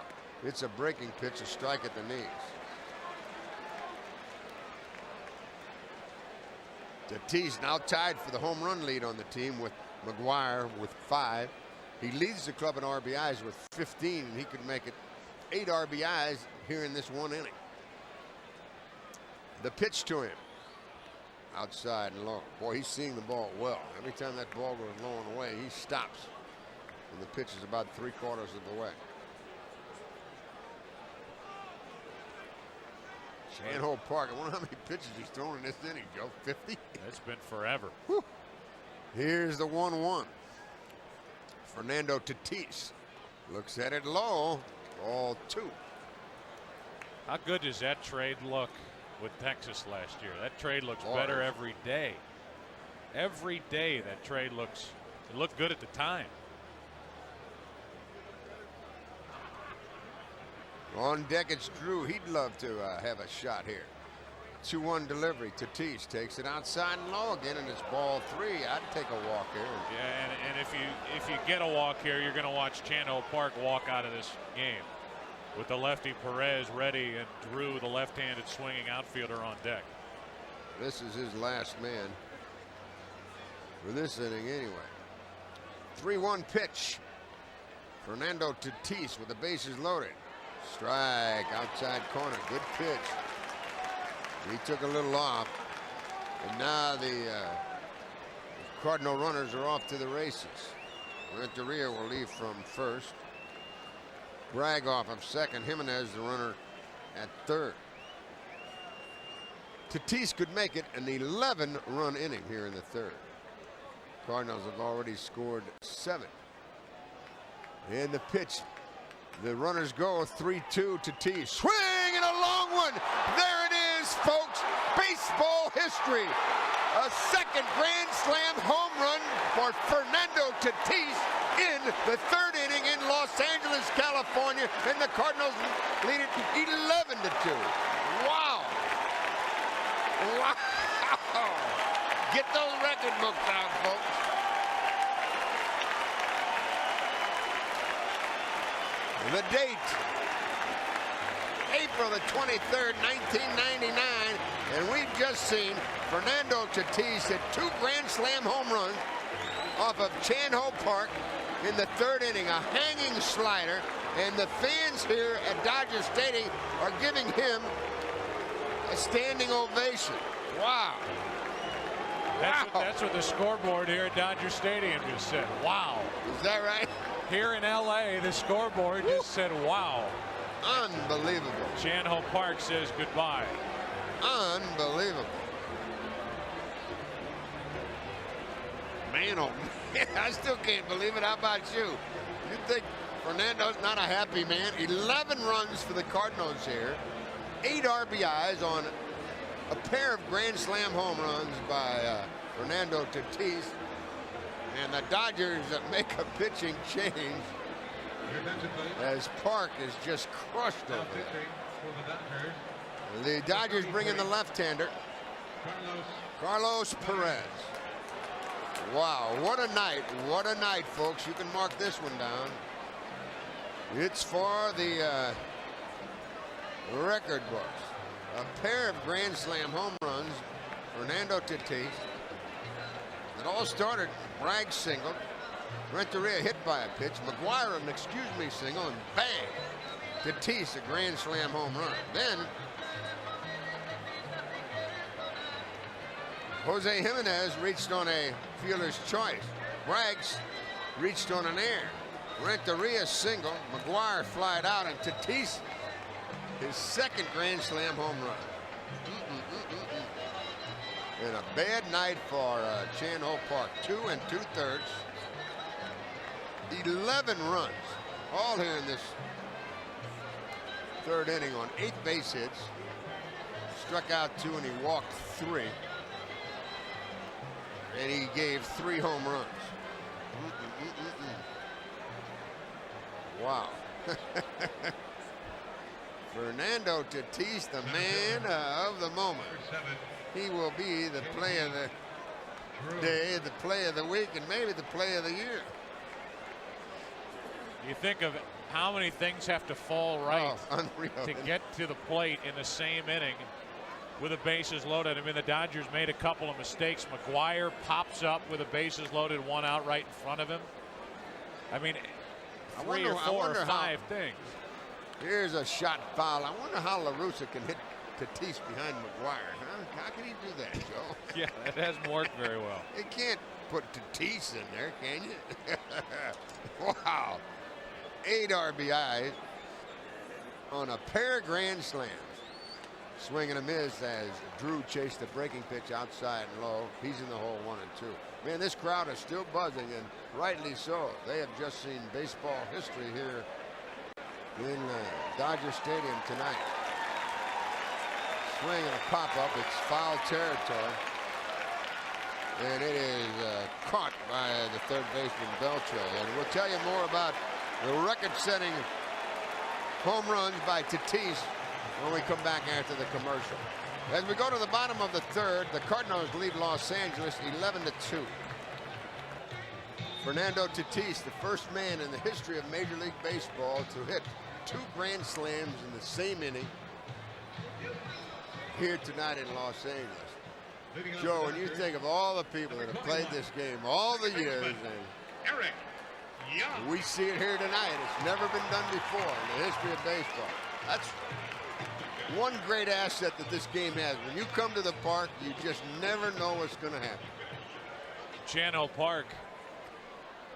I I don't think he'll remember this. This will be repressed memory for Chan Ho Park, as he was just embarrassed here tonight in the third inning by the Cardinals putting up 11 runs. Now their leadoff hitter, Young, leads it off. First one to him, the ball. Now this one just a little low, and it's quickly 2-0. And hopefully the Cardinal right-hander, Jimenez, will have a good inning here. Ball 3. A lot of times when you have a long inning like that, you see some crazy things by your pitcher when he has to come back out. Well, he's missed with the first 3, and Young will take for sure. Right down central, 3-1. Yeah, you get a couple of good innings here from Jimenez, and you can mark this one down. But the top of the order here, I'd like to get something back for the Dodgers. Young is taking again, and it's 3-2.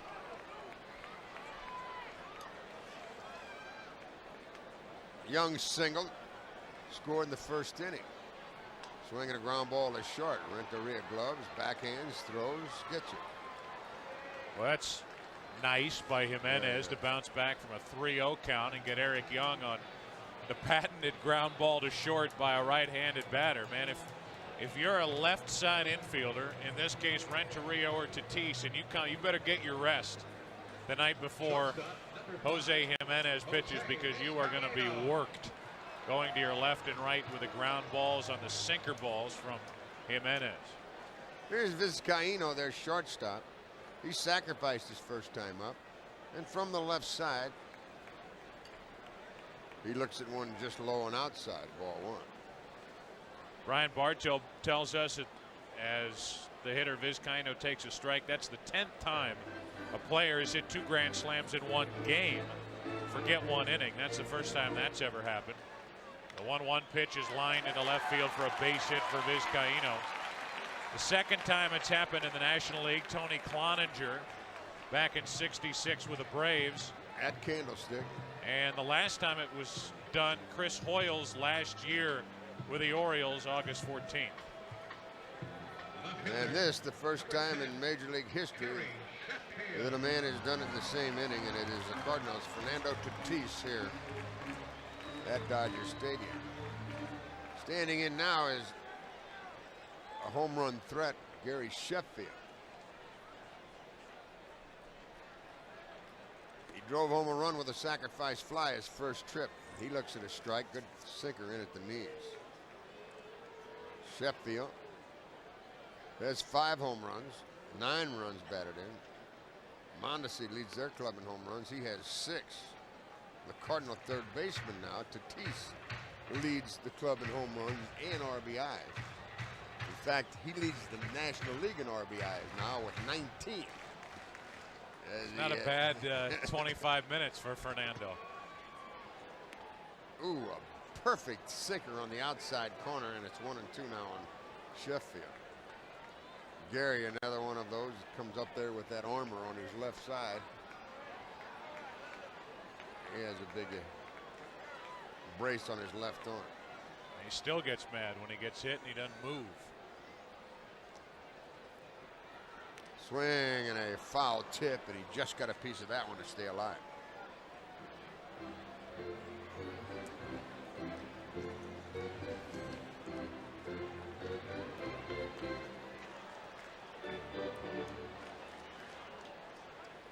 infielders look for that double play ball. Cardinals haven't turned one tonight. The pitch. Swing and a miss. He pulled his string on it. And he had Sheffield way out in front. His second strikeout. And Gary's shaking his head and wondering where that thing came from. You know, you can still purchase season tickets for $19.99.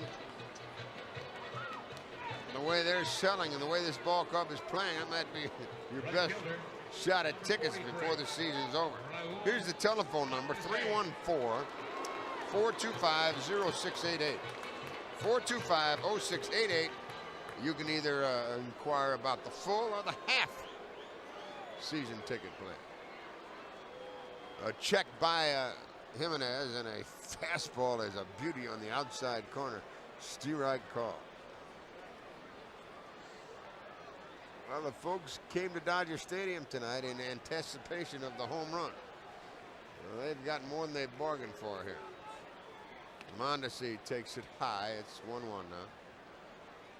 Fernando Tatis is the man that puts on the show.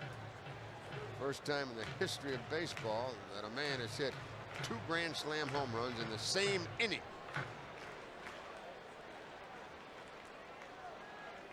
On a 1-1, Mondesi swings and misses. Boy, that was a pitch that he'll be dreaming about. That was right in his power alley. And he swung right through it.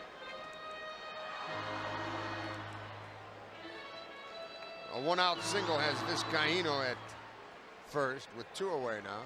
Sheffield struck out. Mondesi has a 1-ball, 2-strike count with Karros on deck.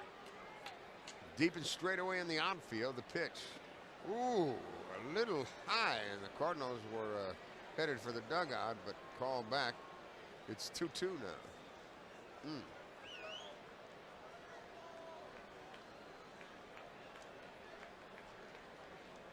Tatis, Renteria deep on the left side. Polanco deep at second base. McGuire holds. The 2-2. Mondesi takes strike 3 called. He got him this time. 2 strikeouts in the inning, 3 in the game. And we've played 3. The Cardinals, who scored 11 times in the third, lead this one as we go to the fourth, 11-2. Fourth inning, an 11-2 Cardinal lead, and Eli Marrero leads it off. First pitch, swing and a miss, a high heater from Carlos Perez. Carlos Perez has been demoted to the bullpen while the Dodgers are not using 5 starters because of off days. So he is into this action early, Mike. After that 11-run inning,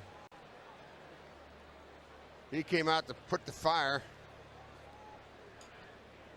from a roar to end that 11-run third. I wonder when the last time that Cardinals scored 11 runs in an inning. We'll have to have Brian get back into the record book. Here's a tap right back to the jitterbug. That's Perez. He jumps all over out there. It's easy. 1-3 on the putout. In a manner of speaking, though, Mike, the fire was already out. It's nice to start an inning like that and then finish it. It's a backfire, right? And you clean it up. You leave nothing out there. You drain that inning of everything you could have gotten. You don't look back and say, well, if we had gotten an extra 1 or 2 here, it'd feel better. You get 11 runs, 2 grand slams, bases empty when it ends. Wow. Something else. Fernando Tatis, the man of the moment out here in Los Angeles. Wow. Pair of grand slam home runs. Whew. Here's Polanco. He took over for David Howard. Howard had to leave with a strained left hamstring. In at the knees is a strike from Perez. It's 1-1 now. You think back to that inning, though, and Chano Park made a terrible mistake trying to throw to third on a bunt back to the mound. That helped the Cardinals get 1 more out. Then on what should have been an easy force out at the plate on a ball hit to Karros off the bat of Darren Bragg. He pulled Hundley off the plate. That gave the Cardinals an extra out. McGuire popped up with the bases loaded. So many things happened, and Fernando did his job. He took advantage of it. Here's a foul back into the seats and out of play. We owe you a station break. We'll give it to you as we go along here. On deck, Joe McEwing, the Cardinal left fielder tonight. Polanco swinging a ground ball left side. Beltre, the third baseman, gloves and throws off the bag, but a good play by Karros to come on, catch the ball, and tag the runner. That's the second out. Let's pause here. This is the Cardinals Baseball Network.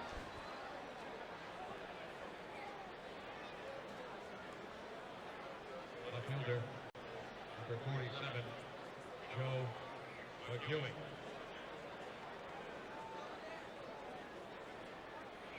Joe McEwing stands in with 2 out, nobody on. Cardinals up 11-2, and first pitch is grounded up the middle. Play by Vizcaino to his left. Wow, what a play by Jose, Mike, as he picked it up and spun around and fired a strike to get McEwing, who can run.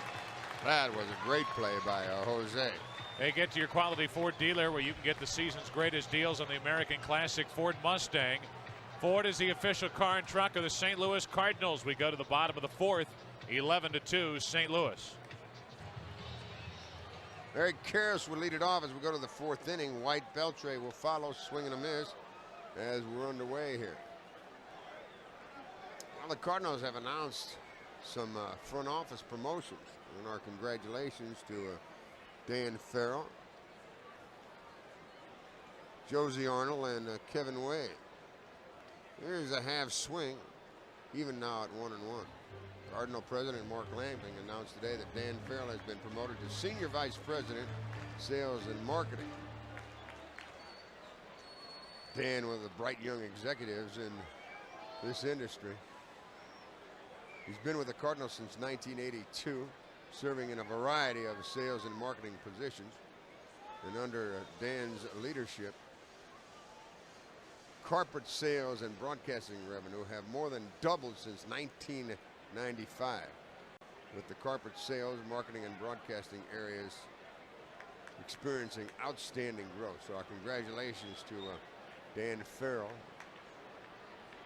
on his promotion. A ground ball off the pitcher's glove. Renteria bare hands, but can't make a play as Karros gets an infield single to start this fourth inning.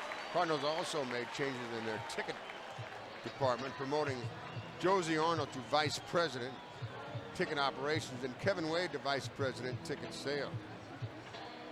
Josie Arnold has been with the Cardinals since 1976, holding a variety of positions in the ticket operations area, in addition to her current duties. Arnold will be responsible for all phone, internet, mail order, and ticket window sales. Swing and a fly ball off the end of the bat to shallow center is a peck of trouble. It's going to be a base hit. Throws the second is a little too late, so they can't get the force out there, and the first two have reached. A couple of cheap hits have 2 on, no one out. So our congratulations to Dan Farrell, Josie Arnold, and Kevin Wade on their new promotions. And it comes on the same day that Major League Baseball history is made out here in Los Angeles, as Fernando Tatis hits 2 Grand Slam home runs in the 3rd inning. First time it's been done in Major League Baseball. 2 Grand Slam home runs by one man in the same inning. Low is the first pitch to Adrian Beltre. Beltre increased his .321 average when he singled his first time up. Well, we might as well have a triple play in this game. We've had the other Major League setting. Tatis's 2 home runs. We might as well get a triple play to mark it. There'll be one for you, Joey. Get a triple play in this game and try that on for size to be matched in the next 2,000 years. Have Tatis start it. Do it unassisted. It's 3-0 here on Beltre. It's getting a little more interesting here in the fourth. He'll be taking, here's the 3-0 pitch. He looks at it right down central, 3-1. On deck, it's Hundley. Big crowd. They're sold out for tomorrow night's start. Swing and a miss as Beltre was going for the home run. We're on the air at 8:33. Valdez will go against Osborne. 3-2 delivery. Swing and a miss. He struck him out on that good, low, hard sinker. That's his 4th strikeout. I don't remember Jose Jimenez doing what he's doing on the mound, and that is when he comes set from the stretch, and this only happens from the stretch. He comes set, and as he starts his drive to the plate, he takes the ball out of his glove early, has the ball out exposed away from his glove, and then he slings it home. Little different look to Jose Jimenez here tonight. Todd Hundley, a sacrifice fly, his first time up on the season. 2 home runs for Todd. He's a switch hitter. And a double play would end this inning. Swing and a shot deep to right. Back goes Bragg. He's at the track. He makes the catch, and neither runner will advance. That's the second out, and now they'll send in Perez. He'll bat for himself, as they need innings out of their bullpen tonight. Yeah, they can't rip up the bullpen on a night like this to get one more legit swing at the plate. Heck, Perez has hit pretty well against the Cardinals. He's had remember a triple he hit up in Montreal. He swings the bat all right. He's one of the, remember Joaquin Andujar. He just swung as hard as he could, and every once in a while ball would meet bat and he'd connect, and he'd think he's the greatest hitter in the world, and other times he'd miss it by a foot and end up heading back to the bat rack. He throws left, he bats the same. The pitch to him is a little low, ball 1. Well, the group health plan injury report, Cardinal outfielders Eric Davis and Ray Langford are day-to-day. Swinging a foul. For the Dodgers, relief pitchers Osuna and Montgomery are both on the DL. How about Perez?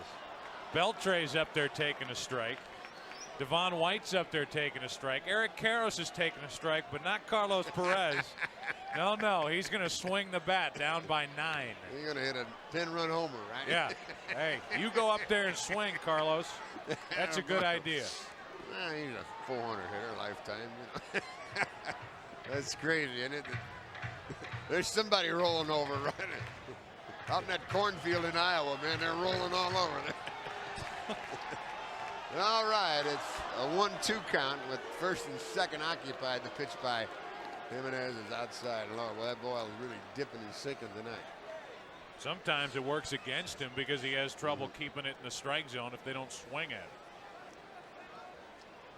it. 2-2 offering.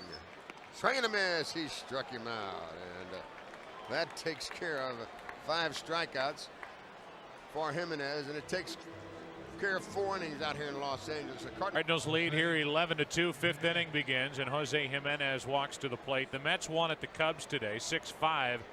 Rod Beck blew another. He gets the loss. The same for John Franco. He's up to 7.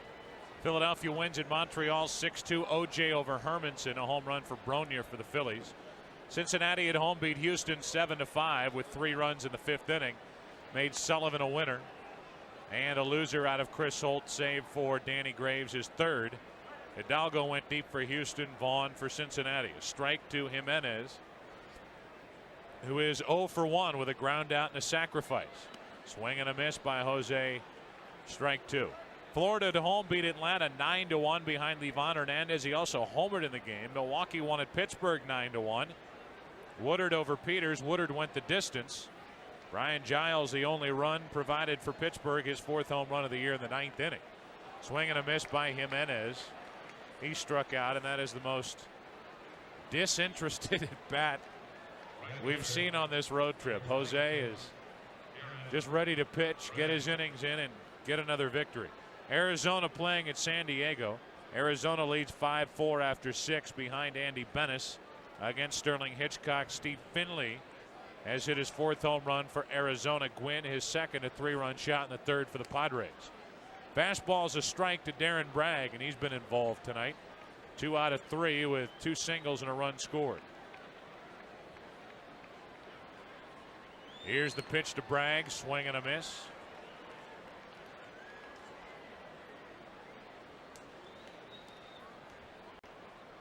0-2 on Darren Bragg. Colorado at San Francisco 5-1 Giants behind Ortiz have knocked out Kyle. They're in the 4th inning. A home run by Lansing, the only run for the Rockies. There's a pitch low to Darren, 1-2. Cleveland won at Boston 7-6. Carsey over Corsi. Same for Mike Jackson, his 3rd. 1-2 pitch is up and away. 2 balls, 2 strikes. Tampa Bay at home beat Seattle 5-4, and they're 11-7. Seattle off to a 6-10 start. Halama the loser, former Astro. White the winner. Bragg a swing and a miss on a pitch outside, struck him out. 2 up, 2 down, both strikeouts. The White Sox at home beat Detroit 5-0. Zaratka was the winner. Willie Blair the loser. And a home run by Maglio Ordonez.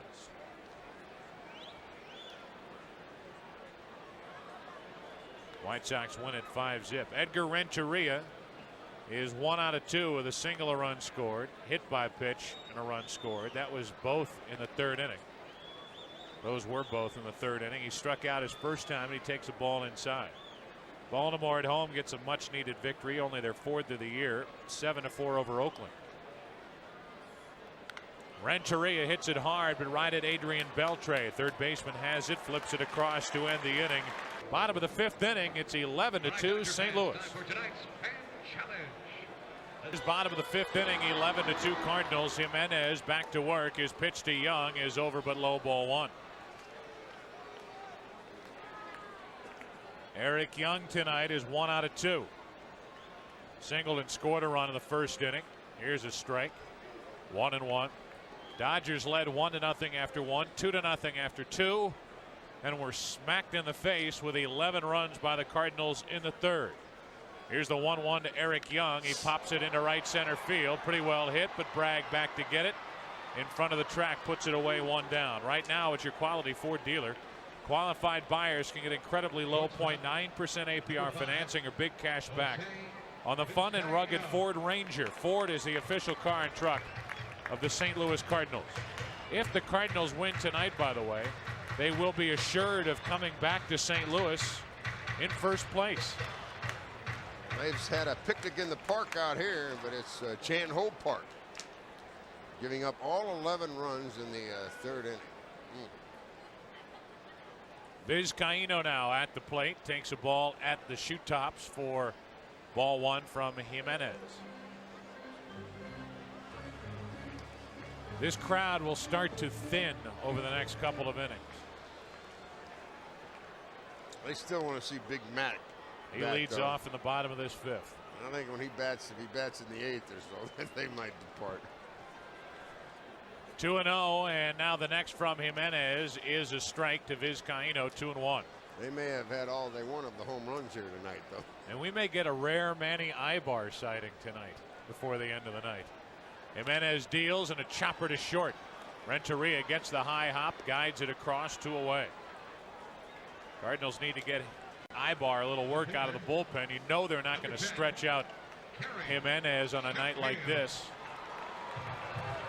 He is 2/3 of the way through the 5th inning and 1 out away from putting himself in line for his 2nd win of the year against no losses. Here's Sheffield, 2 out, nobody on. He's 0 for 1 with a sac fly.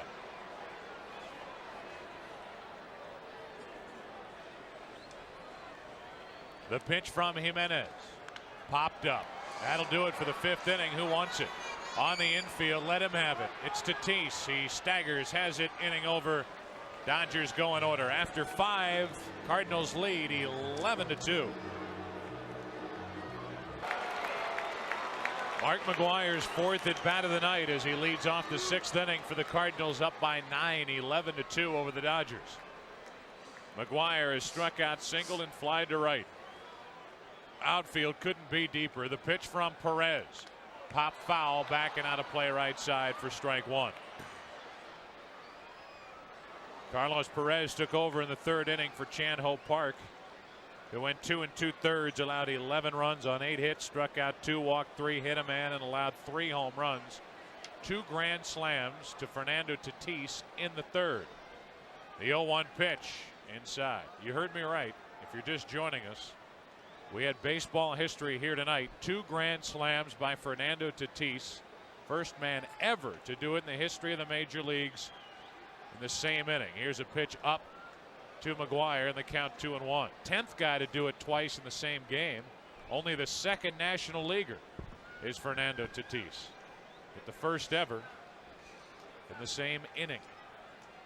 Here's the 2-1 pitch to McGuire. Inside. 3 balls and a strike from Carlos Perez, and Mac ought to get something to wail at here.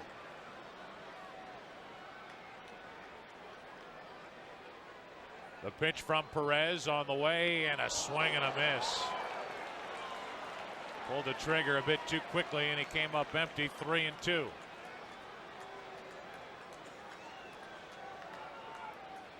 Shift is on with most of the infield on the left side. 3-2 to McGuire. Swing and a foul tip will do it again. 3-1 change, 3-2 change. I don't think I'd throw him a fastball. Would you, Joe? Nah.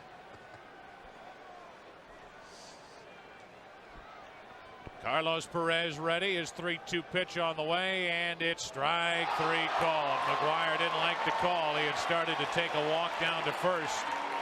Instead, he's rung up by Greg Bonet, and that's strikeout number 3 for Perez. On Saturday, May 8th, the Cards play the Pirates at Shell Travel Mug Night at Busch Stadium. Here's Tatis. Be one of the first 30,000 fans, 16 and over, with a paid admission, and receive a specially designed travel mug courtesy of Shell Oil. Saturday, May 8th, Cards and Pirates. Nice reception for Tatis. A partial standing ovation. The pitch from Perez. Fouled straight back, and he was swinging for another. Fernando's 2 out of 3. He's grounded out and hit 2 grand slams. And that might have been as good as any of those other 2, Joe, that he hit out as far as being right in his wheelhouse. Wow.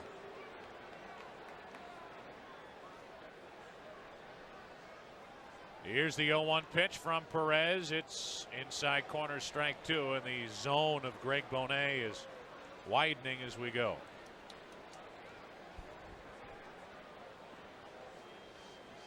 Infield, outfield straightaway. 6th inning, 11-2 Cardinals in the 0-2 pitch. Overhand breaking ball from Perez, low, 1-2. Well, you can see how well he's seeing the baseball, can't you? I mean, it's halfway home, and he's already decided what he's going to do. Fernando Tatis looking for his 3rd home run of the night. Swings and misses, struck him out, 2 away, and that's 4 strikeouts for Carlos Perez. And with 2 out, nobody on, in walks J.D. Drew. By the way, Jim Tracy, who's been a coach with the Montreal Expos over the years, now with the Dodgers, is the manager for LA. Davey Johnson was ejected in the top of the 3rd inning, and he missed the last blast by Fernando Tatis. Here's a pitch up and away. Usually the manager stays around. Well, they always stay around, but usually the manager's right up the tunnel, basically managing, shouting out instructions. Davey Johnson, after that grand slam by Tatis, the second one, might have gone up and taken a shower. Here's the 1-0 pitch. Drew took it low and away, 2-0. That's why it's kind of a farce when the manager gets ejected. All they do is walk up the tunnel a little bit, get out of the dugout, and still manage the game. 2-0 pitch, fouled back. 2-1.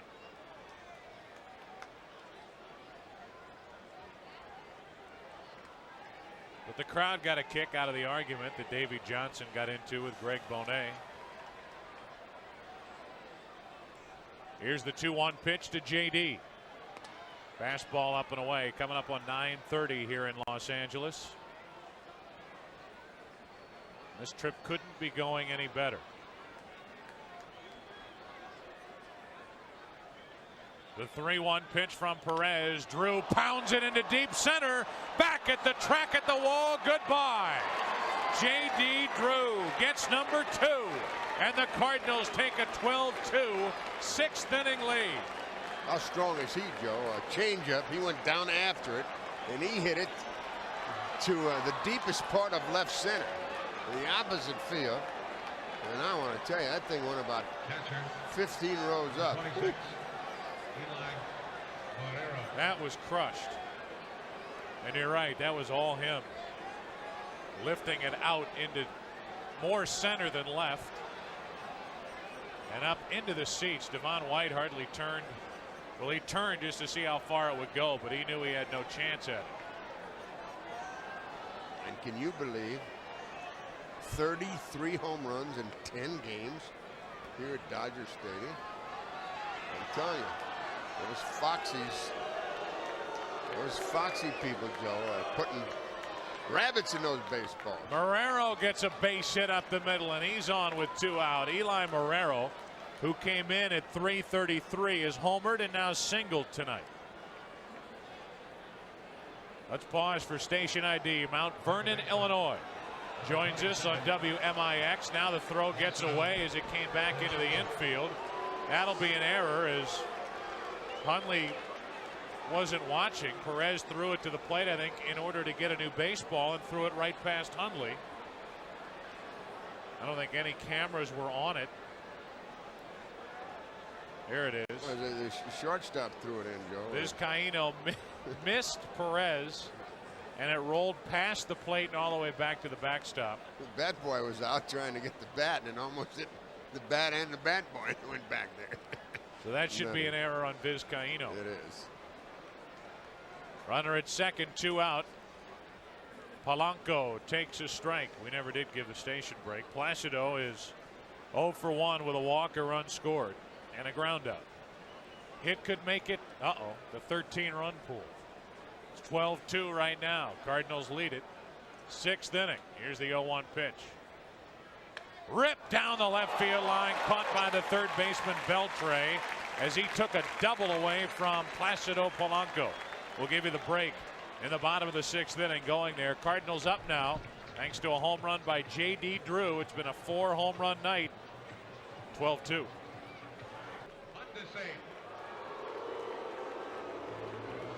Yes, that's right. WMIX is our station in Mount Vernon, Illinois. We know that the diehard Cardinal fans are still listening at 11:32 Central Time as the Cardinals lead by 10. Raul Mondesi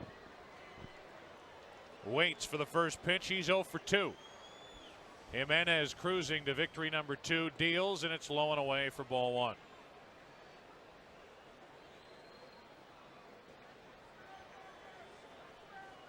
One ball, no strikes. The pitch from Jose. Drive into left field. Mondesi didn't get it all, and McEwing is there to put it away at the track. One down, a little bit on the hands, Mike. Big swing. Jammed him, yeah. Good ball flight, but there wasn't anything there. Well, that's that good sinker, Joe. It comes in to the right-handed batters as well as sinks, and it's heavy. The sinker's usually a heavy baseball, and I'll tell you, it gets in on these right-handed batters' hands, and it just won't go anywhere, even as strong as Mondesi is and as hopped up as this baseball is. Here's Karras, a .323 hitter, an infield hit. His last time up, he gets one inside. That sinker dropped down and in, ball 1. Just did get out of the way.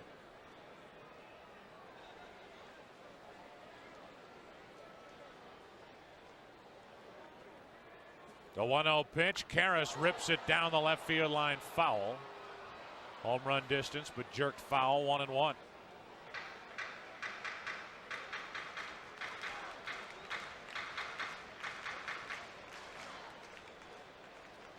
The next to Karras, jammed him, popped up behind the plate. Long run, Marrero. He's there over toward the Cardinal dugout.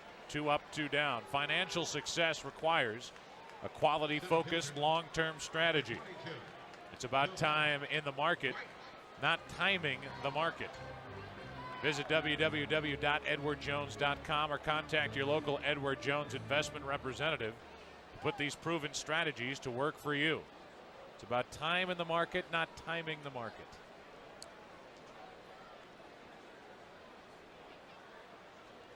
With 2 out, nobody on, Devon White looks at a strike. Devo is 2 for 2. He has singled twice, scored once. The 0-1 pitch from Jimenez is swung on and missed. Strike 2. How good is Jimenez? About to run his record at 2-0, and his ERA coming in was 2.5. The 0-2 pitch in the dirt. And like Mike was talking about in the bottom of the third inning, you see a lot of guys just melt pitching with a big lead. They lose that little edge of concentration and they can't do it. Jimenez has done very well with prosperity. 1-2 pitch. Popped up, foul, backing out of play. Still 1-2 on Devon White.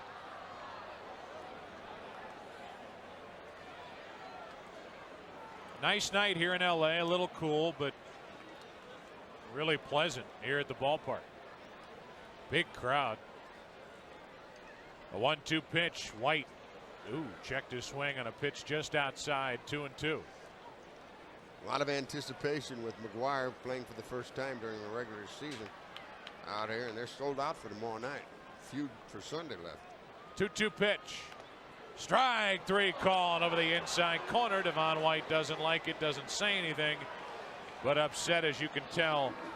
He heads back toward the dugout. He'll take his position out in center. That's 6 strikeouts for Jimenez. And after 6, Cardinals lead by 10. It's 12-2.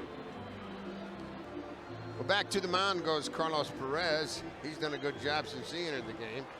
After the Cardinals scored 11 times in the third inning, he came in and got Drew to foul out to end the inning. After the second grand slam in the inning by Fernando Tatis to set a new major league mark. And he has allowed just 1 hit. That was a home run by Drew. So he'll work to the latter part of the lineup. McEwing, Jimenez, then back to the leadoff man, Bragg, as we go to the 7th. McEwing takes a strike. Jacob Brumfield is now in center field for Devon White. So as White struck out, he went to the showers. And for the Cardinal hurler, he's retired 9 straight. Joe McEwing swings and fouls it straight back, and he's quickly 0-2. Joe tonight is 0 for 2. He's grounded out twice, and he has walked. Started the night 2nd in the National League hitting race. He grounds it slowly to 3rd. Beltre charges gloves, throws low but out. 1 away. Well, we hope you're enjoying the broadcast tonight, and a nice cold frosted Bud Light. It's a big hit around the National League and wherever we go. Won't fill you up, never lets you down. Why don't you make yours a Bud Light? Here's Jimenez. He's grounded out. He's sacrificed. He's struck out. And he'll face he'll face Perez for the first time. Swing and a miss. Jimenez is not the best hitter you're going to ever see. And he is not putting emphasis on these last 2 at-bats. But he will put emphasis on the win. Hey, a smoker deep to center. But there's Brumfield, and he makes the catch. He was playing possum maybe, huh, Joe? He was. Wow. He took a weak swing at the first pitch. He had taken 3 weak swings the time before against Perez, and Carlos said, all right, I'll just lay it in there. And Jimenez is smiling going back to the dugout as he gave one a ride to center. That's his longest ever in the big leagues. Now it's Bragg. He faces the left-hander, and Perez gets it in there for a called strike 1. Bragg single in the 1st, again in the 3rd. Tonight he's 2 for 4. Reached on an error also. Swinging a line drive to center. That's his 3rd hit of the night, and it's going to go for extra bases. He digs for second as Brumfield throws past second, and Bragg with his 3rd hit, 3 out of 5, a 2-out double here in the 7th inning. Good move by the Cardinal right fielder, and it gives Renteria an RBI chance. 12-2 is the score. The Cardinals have scored 12 runs on 11 hits, and 8 of those runs have come on just 2 swings. Grand slam home run by Tatis in the third. A grand slam home run by Tatis in the third. No, I Wait, didn't you repeat just say myself. That wasn't ditto. He hit 2 in the same inning, a major league record. Here's a swing and a foul into the seat. Might be able to have that one, use that one for Yogi, huh?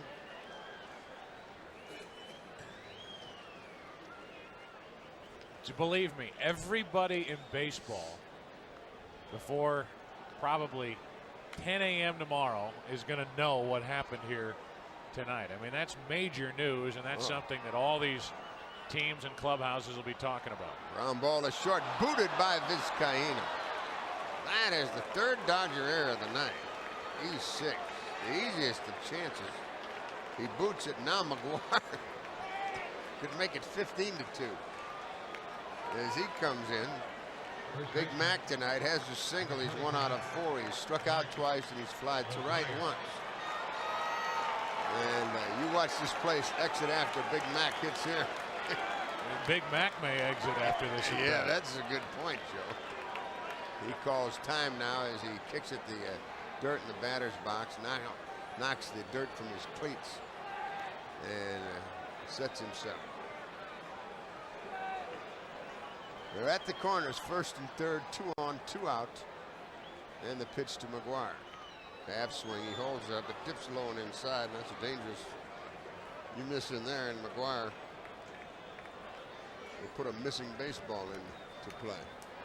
Missing as far as the park is concerned. He's ready again, so is Carlos Perez, the Dodger left-hander, has his sign, and he works it. McGuire bound. Swing and a miss on an off-speed pitch. It's 1-1. Did you notice how the umpiring rotation sets up for Sunday night's game? Frank Pulley. Colin strikes Frank. Will be working the plate on Sunday night. Beautiful. They're at the corners as McGuire waits for the 1-1 pitch. Deep in the box, Mark takes it inside low, and it's 2 balls and a strike now.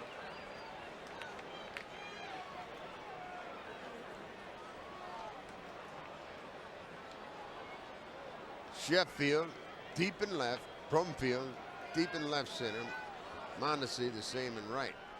Deep, 2-1 delivery. McGuire, long pop-up off to the right in foul territory, and Karros takes it down. And Adrian Beltre leads it off for the Dodgers here in the 7th. A swing and a miss, and we're underway. They're deep for the 3rd sacker, and they play him to pull the ball, both on the infield and in the outfield.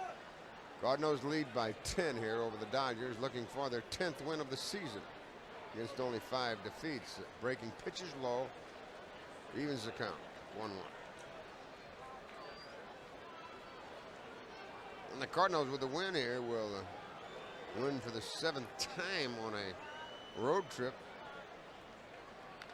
in the 90s. They did it in 92. They were 7-4. 93. They did it 9-2. They have a shot at being in 9-2 on this trip. They win this one, they'll be 7-2 with 2 to play tomorrow night, and then Sunday evening. And then it's a day off Monday. We're home Tuesday, Wednesday, Thursday. A base hit to left, and Beltre continues his fine hitting. That breaks a string of 9 straight retired by the Cardinals starter Jimenez. Number 9, Tom Huntley. Here's Hundley, their catcher.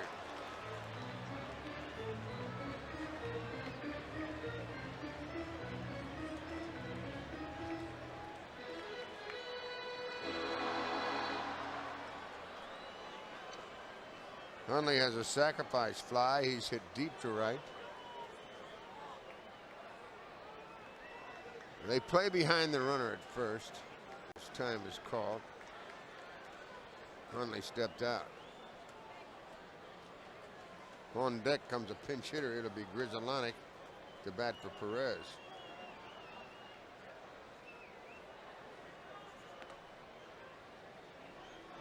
The first one misses. Hundley's a dangerous hitter. He holds the major league record most home runs by a catcher in a single season. Swing and a high pop-up down the right side. McGuire gives chase, and he backpedals and takes it in. That's the first out. Todd is retired. Hundley leaves, and here comes the pinch hitter, Mark Grizzolani.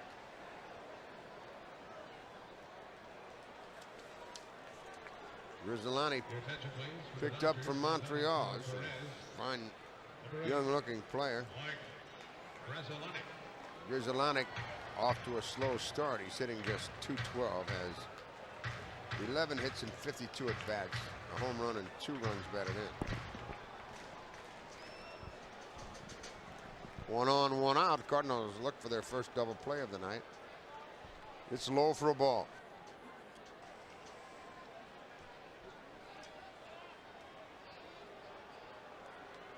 Mark Grizzolani is set. The pitch to him is low again, and it's ball 2. Tatis, Renteria, Polanco, McGuire all on the Cardinal infield, with McEwing, Drew, and Bragg in the outfield. Perez, a good 4 1/3 innings of work. Just 1 run on that home run. He allowed 3 hits, struck out 4, and walked no one. And they'll use their 3rd hurler of the night. Another left-hander. Grizzolani is set. 2-1 is the count. The pitch. Swing and a line drive, a base hit to left. Jimenez got that one up in his eyes, and he lined it to left.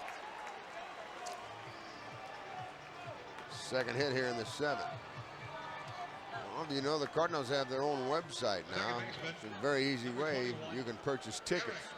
You can go online with your ticket purchases at www.stlcardinals.com. STLCARDINALS.com. That's simple. First and second, 1 away. Eric Young, their leadoff hitter. He singled and scored in the first, grounded out in the 3rd, flied out in the 5th. As Jimenez falls behind his 1-0 delivery. Swing and a line drive up the middle into center field for a base hit. They'll send the runner. The throw by Drew is way off line, and it's now a 12-3 game. And to score Beltre.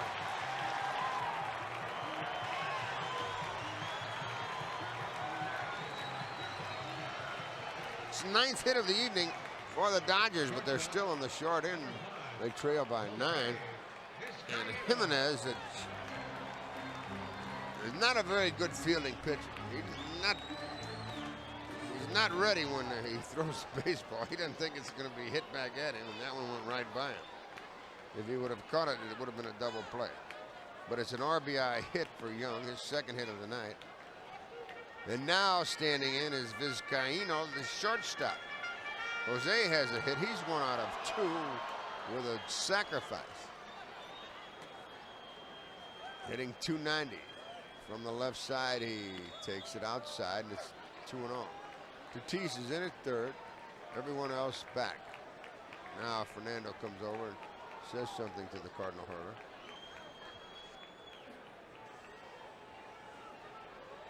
As Jose slows it down a bit, he's given 3 hits here in this inning, a 1/3 of the hits he's allowed tonight. With 2 on and 1 out, Vizcaíno jumps away from one inside. It's 3-0. Jimenez tonight has fanned at 6. He has not walked a man. And he hasn't gone that deep in the count on very many. The 3-0 is over but low. And all of a sudden, the home plate umpire, Bonet, is going conservative on us. Here comes the pitching coach. That's the first walk of the night. And it loads the bases. Cardinals have Manny Ibar and Ricky Batalico getting ready in the bullpen. Your attention, please. For the Dodgers, now batting for Sheffield, number 28, Todd Hollingsworth. Todd Hollingsworth just off the disabled list will pinch hit. He'll bat for Sheffield. So evidently Sheffield gets the night off. An early exit. He was 0 for 2 with a sacrifice fly. Sheffield. Hollingsworth is now the man.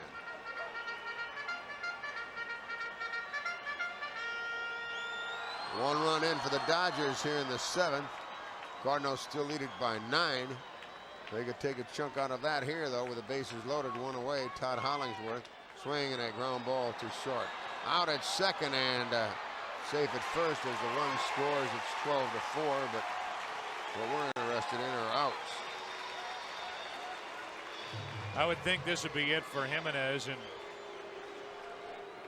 it would be nice to get out of this and let Ibar start the 8th inning fresh and not have to use somebody like Vitalico in a game of this sort. I'm actually surprised that he's throwing in the Cardinal bullpen, that the Cardinals need 2 guys to get ready in the bullpen in an 8-run game in the 7th inning.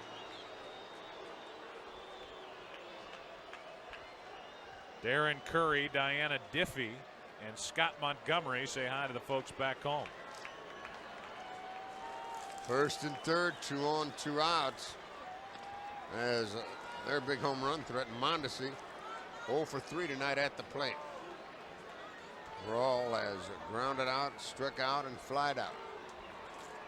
He has 6 home runs, 13 runs batted in on the year. And the 0-1 delivery.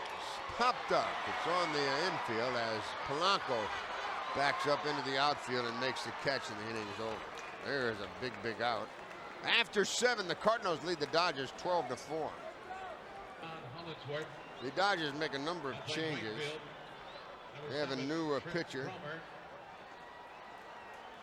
Jeff Kabinka is the pitcher. Cromer's in right. Hanson's at first. Grizzolanic plays short. Vizcaino moves to second.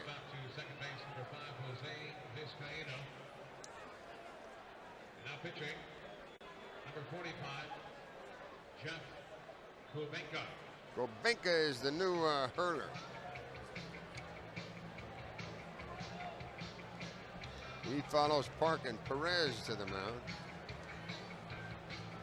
2 2/3 for Park, 11 runs on 8 hits. Perez, 4 1/3, touch for 1 run on 3 base hits. And so it's Kubinka now. He'll face Tatis, Drew, and Marrero. It is a 12 to 4 Cardinal lead. Budweiser Bud Light Screensaver Night is going to be Friday, May the 7th. The Pirates are in town. And the first 25,000 fans aged 21 and over with a paid admission will receive a computer screensaver featuring player profiles, schedule information, animated screens, and more, courtesy of Bud Light and Budweiser, the official beer of Major League Baseball. That's Friday, May 7th. Cards and the Pirates. We'll owe you a station break as we go along here. Fernando Tatis sets a Major League record here tonight as he takes a strike. He has 2 Grand Slam home runs. They both came in the same inning. First time in the history of baseball that has ever happened. And only the second time a man has hit 2 Grand Slams in the same game. Fernando did it in the same inning.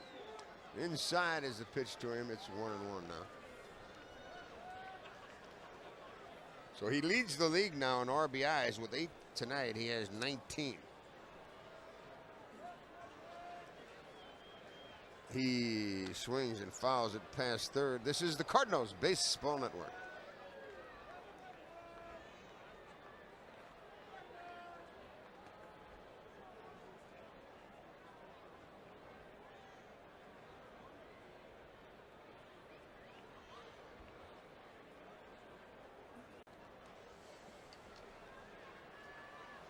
Tatis has to protect the plate. The 1-2 delivery is up and in, spins him out of there.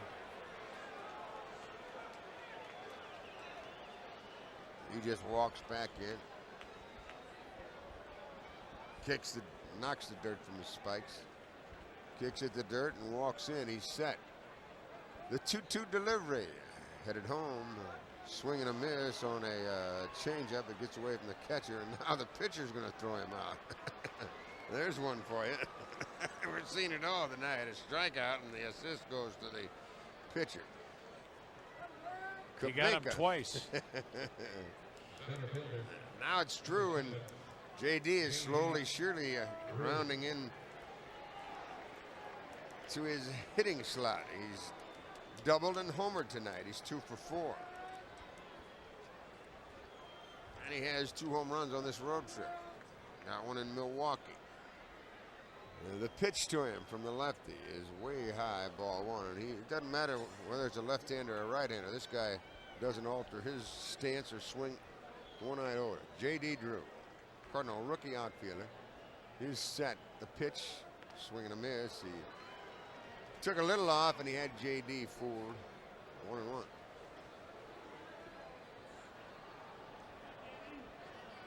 They're deep for Drew. They give him a little bit of right center. Cromer is very deep in right field, and on a 1-1, it's in the dirt. They have not announced the crowd, but quite a few exited after the Cardinals batted in the 7th. We're now in the 8th. Marrero's on deck as J.D. Drew is trying to zero in on Kubinka. The pitch, swing and a smoker foul. Watch out, folks. They scramble for that one. 2-2 now the count. Tomorrow we'll have the Bucket Bat Show at 8:33. Osborne and Valdez will hook up here. And then the finale's on Sunday evening. 2-2, Drew looks at it low. This guy has a very effective changeup when he gets it in the spot he wishes. In fact, the other night against Atlanta, his fastball topped out at 82 miles per hour. The payoff pitch, he walked it. That's the 4th walk given to the Cardinals tonight. 3 by Park. Here's Eli Marrero. He has a home run tonight in a single. He's 2 for 4. The Cardinals have 12 runs, 11 hits, lead at 12-4.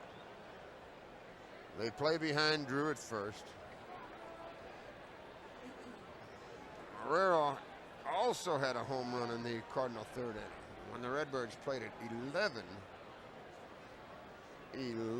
That's right. Fastball is just low. 83, is that what his tops was, Joe? 83. 83.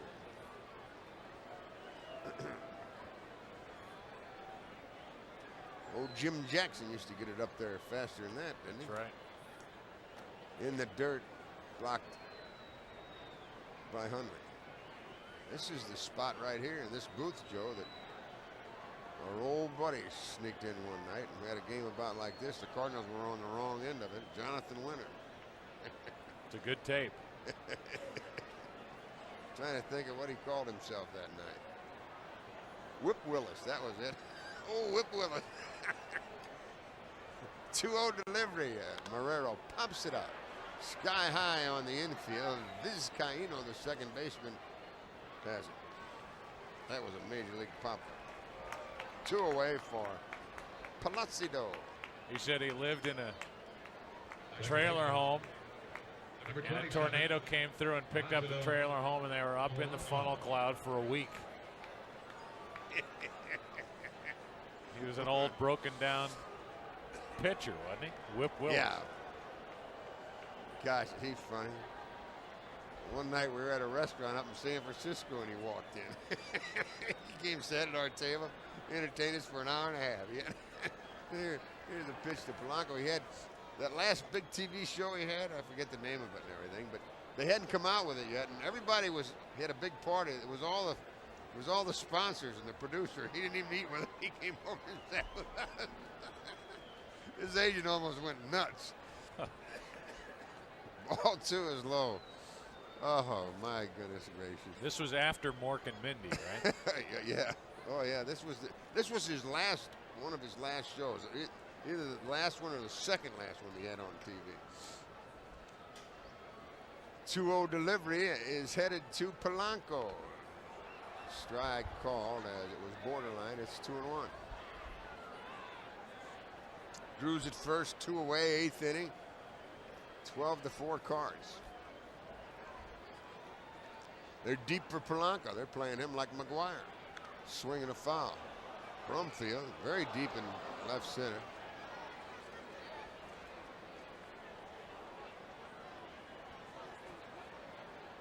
The Dodgers have a complete new outfield.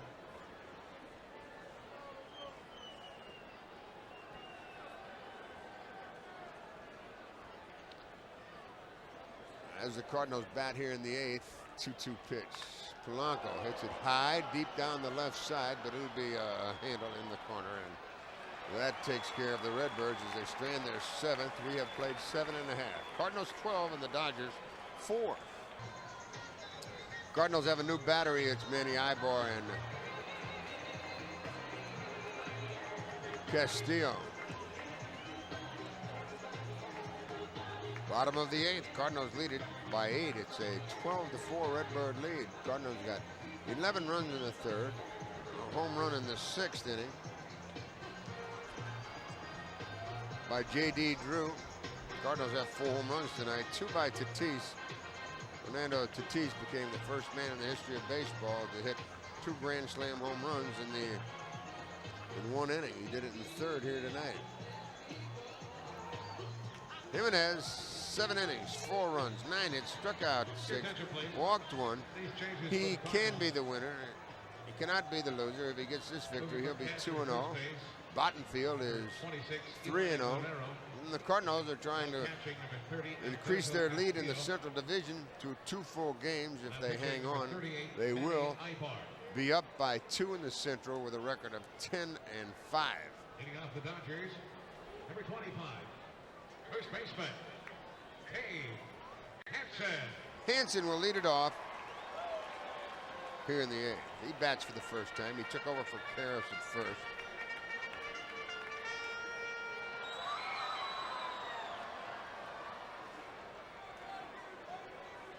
And then Brumfield will be the hitter.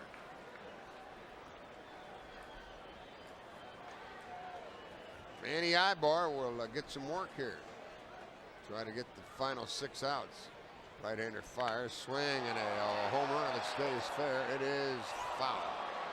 Just foul down the right field side as Hansen went up there pumping.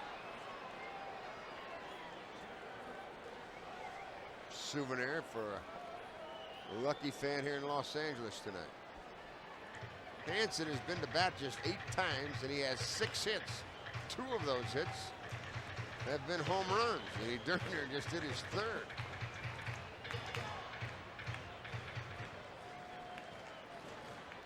A .750 batting average.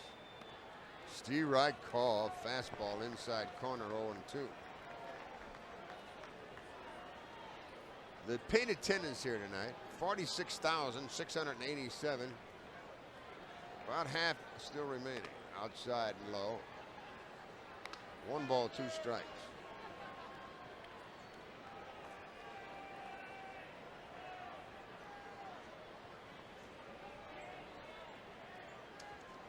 Ibar again with a line drive down the left field line, and 7 out of 9 for this hitter, Hansen. The ball got away from McEwing down on the left field line, but trailing by 8. Hansen stayed at second base. What a start he's off to, huh? 7 out of 9. Guy who used to play with these Dodgers, then was cut loose. And he ends up coming back to Los Angeles. New manager here, Davey Johnson. And he gets a fresh start, had a very good spring training, and he's off to almost a perfect start at the plate. Very good pinch hitter for the Dodgers years ago, and trying to recapture that for Davey Johnson now. Now it's Jacob Brumfield, the center fielder. He bats for the first time. Ibar pumps, and a strike inside corner. Gets away from Castillo. Big crowd. The Cardinals trying to win for the 7th time in 9 tries on this road trip. Wow. 7-2. This has been a very successful trip, and if the Cardinals win here tonight, they'll have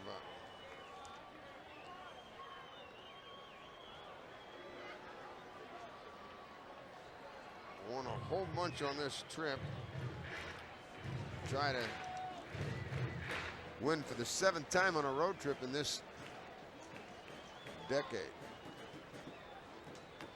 They've done it twice, 92 and 93. Brumfield, line drive, 2 hops to the second baseman, and Polanco throws him out. The runner, Hansen, moves to third. He's there with 1 out for Beltray. This kid looks like he's for real, Joe. The guy that brought him up last year was the general manager of the Dodgers, Tommy Lasorda.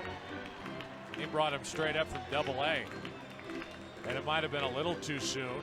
Some worried that he might be in over his head. He did hit 7 home runs. He only hit 215. But he got that real good taste of Major League Baseball and then spent time over the offseason getting ready, and he's off to a good start.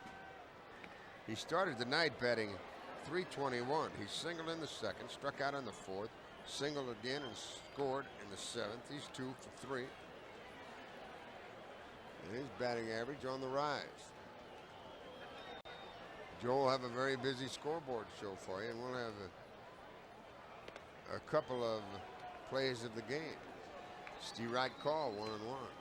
I can already tell you what they will be. Really? I hope you're right.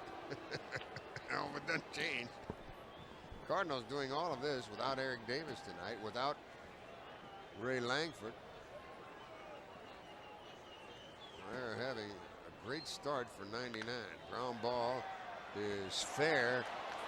No, he calls it foul over there, doesn't he? Called it foul. Did he call it foul or fair, Joe? I think he called it fair. Really? It's an RBI. Oh, yeah, he did, but he pointed the wrong direction, but he called it fair. Let's take another look. I thought I saw him pound foul. Yeah, he pointed foul, but he said fair, and Tatis threw him out. Now, and he's going to keep it that way. Charlie Williams, the third base umpire, even though he called it foul, pointed foul, let's put it that way. He called it fair, and it's 5-3, and we'll take it. Yeah, you just want the outs. Forget about the run. And what a play by Tatis. It's a great play. Unbelievable play over there. And it appeared to be a fair ball. I think the umpire trying to get out of the way, which we've seen them do so many times. They point one way while they're saying something else. That's like the old play at second base when the guy called him out, and the umpire, he put his hand up out, but he said safe. And the runner, he said, wait a minute, am I safe or out? He said, well, he said, you heard me say safe. He said, but 50,000 saw me say out, so you're out. True story. It's in Yankee Stadium. 0-2 delivery, headed home. Manny Ibar fires, swinging a foul back here. What a rip that was by Hundley. Now, that ball's bouncing all over this place, isn't it? What is Fox putting these baseballs out here, Joe? Well, Castillo throws it back to the mound at about 120. And Ibar just missed it. He bounces around, Mr. Castillo. No one aboard. The pitch way high. 1-2, and Manny looks to the heavens there. Where'd that one come from?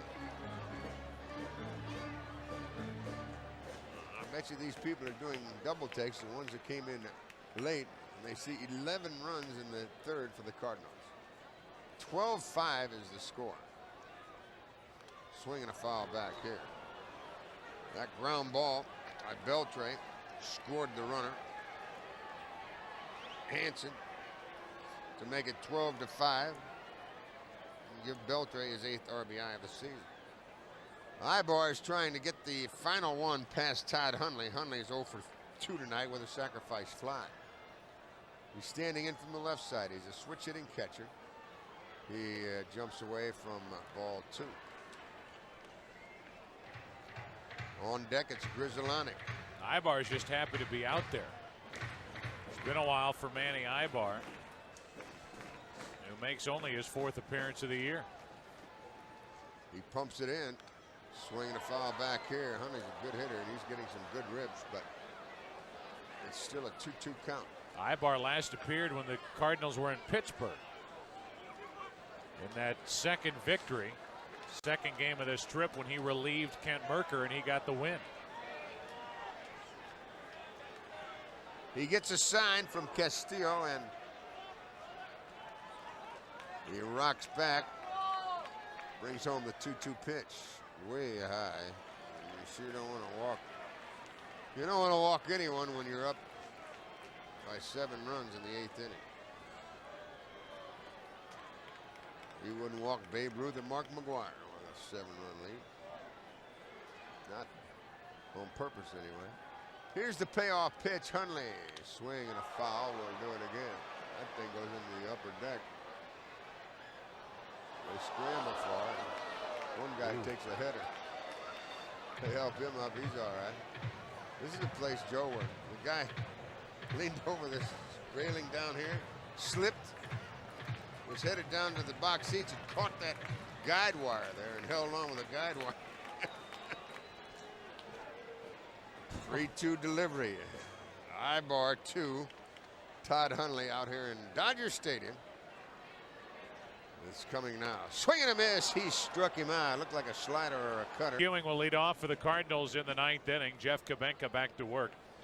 It'll be McEwing, then Castillo batting in the number 9 spot, and Bragg. The pitch to Joe Mack, swing and a miss. So Castillo's batting in the number 9 spot.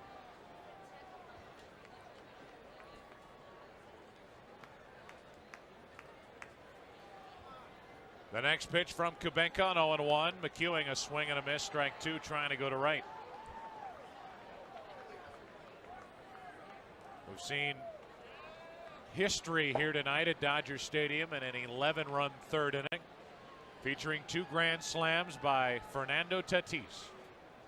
Here's the 0-2 pitch to Joe McEwing. Fly ball into shallow right, easy for Cromer. He makes the put out, 1 down.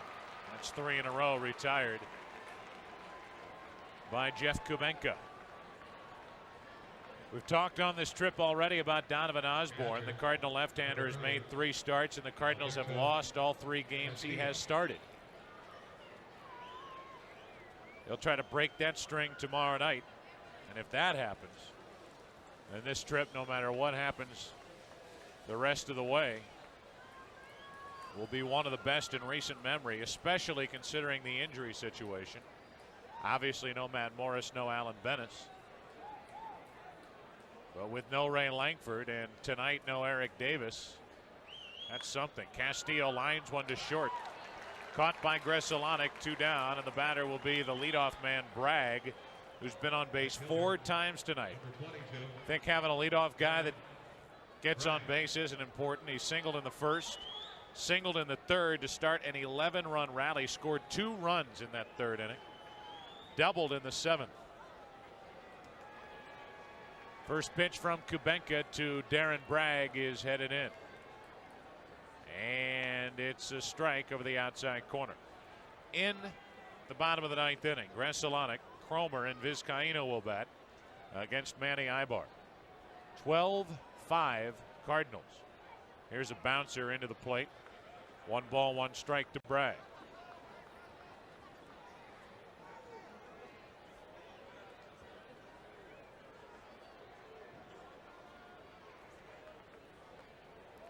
Infield, outfield straight away, and Dodger Stadium is about empty right now. Not many have remained to see the final inning. Here's a pitch in the dirt to Bragg, and it's 2-1.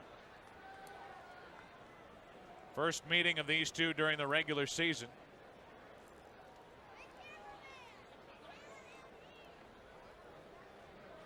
As the Dodgers are about to fall under the 500 mark.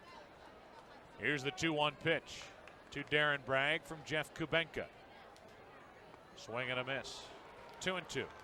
Now the Dodgers have had a 500 or better record in 39 consecutive games heading into tonight's game, dating back to last September.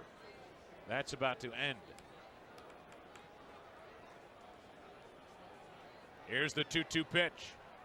Bragg took it in the dirt, 3-2.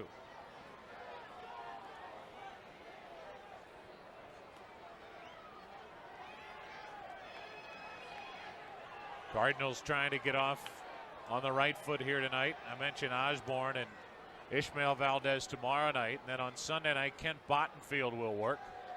The Dodgers have not determined yet who their starter will be. Bragg fouls one out of play left side.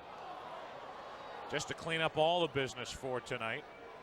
Who sang the anthem tonight before tonight's game? Melrose Place star Jack Wagner. 3 balls, 2 strikes, 2 out, nobody on. The pitch from Kubenka. Ball 4 bounces in there, and Darren Bragg has a 2-out walk.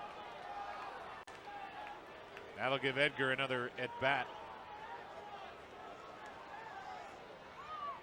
Shortstop, number 3, Edgar. Second walk handed out by Kubenka. And we'll tell you that on Wednesday, April 28th, the Cards play the Rockies.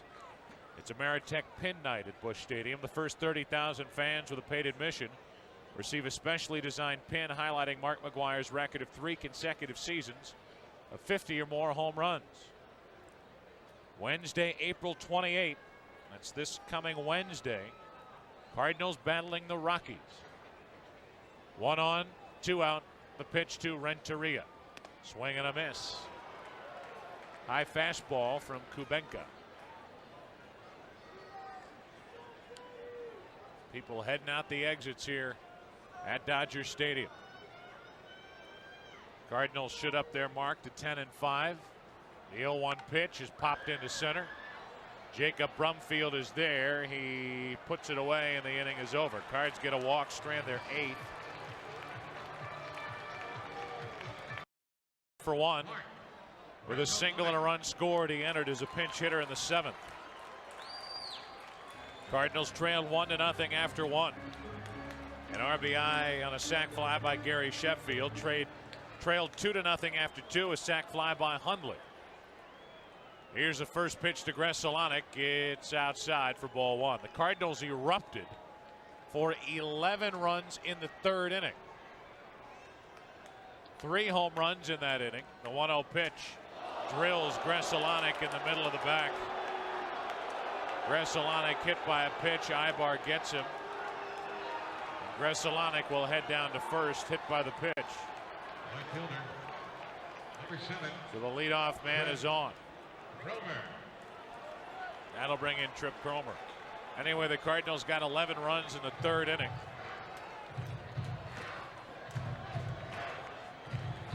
Fernando Tatis hit a pair of grand slams. Eli Marrero hit a home run. Made it 11-2, made it 12-2 in the 6th inning on a solo blast by J.D. Drew. Cromer takes a strike over the outside corner. Trip Cromer, former Cardinal. 0 for 6 with an RBI in 1999. Cards don't hold against Gresolonic in the 0-1 pitch. A little comebacker to Ibar. His play to first. Out there, 1 away. Down to second is Gresolonic, 1 out.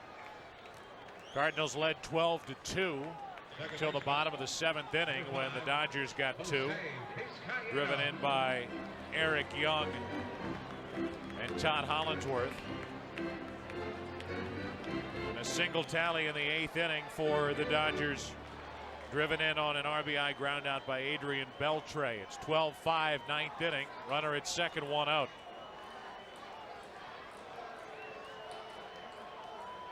Jose Vizcaino. Switch hitting middle infielder at the plate. And the pitch from Ibar. Ground ball, diving stop. Renteria gets up, throws wide. It's first and third, 1 out. It's a base hit either way you look at it. Good effort by Renteria, and 2 are on here in the 9th inning with only 1 down and Hollandsworth walking in. Left fielder, number 28, Todd Hollandsworth. Paul Loduca will follow and hit the pitcher's spot.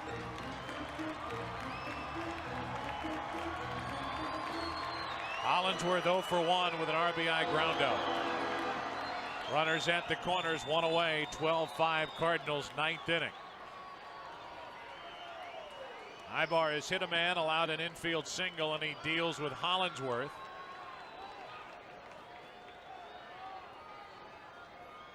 The pitch to Todd from Ibar is on the way. And a jam shot foul off to the left. He ran one in on the hands of Hollingsworth. 0-1.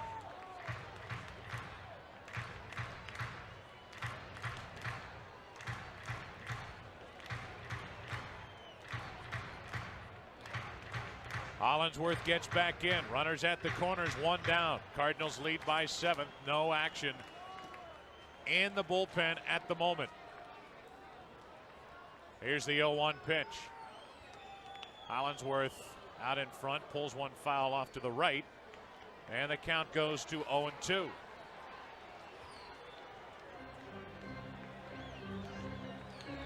Hollingsworth, Rookie of the Year 2 years ago. Last year had such a down season. He ended up in the minor leagues. Rookie of the Year the next year, ending up in the minors. But he's back off the DL. Had a bad hamstring at the start of the year. The 0-2 pitch, first and third, one out. Fouled straight back on a high delivery.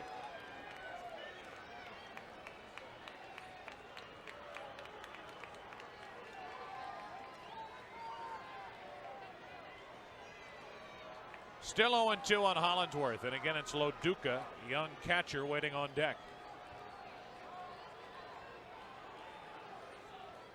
Double play ball ends the game. Here's the pitch from Ibar on the way. And a swing and a miss. Struck him out on a good low delivery. 2 out. And the Cardinals are 1 out away from victory tonight in Los Angeles. Nasty pitch by Ibar. He kept it down. Hollingsworth tried to check his swing. He couldn't hold up in time. And with 2 out, 2 on, here's Paul Loduca, the catcher, to try to extend this game. Ibar would like to get him and close this one out. Cardinals lead by 7. About to go to 10-5 on the year, and they will enjoy a 2-game lead in the NL Central. The pitch to Loduca's popped into center. That's it. J.D. Drew back to get it. This game belongs to the Cardinals. 12-5. Totals and highlights in a minute.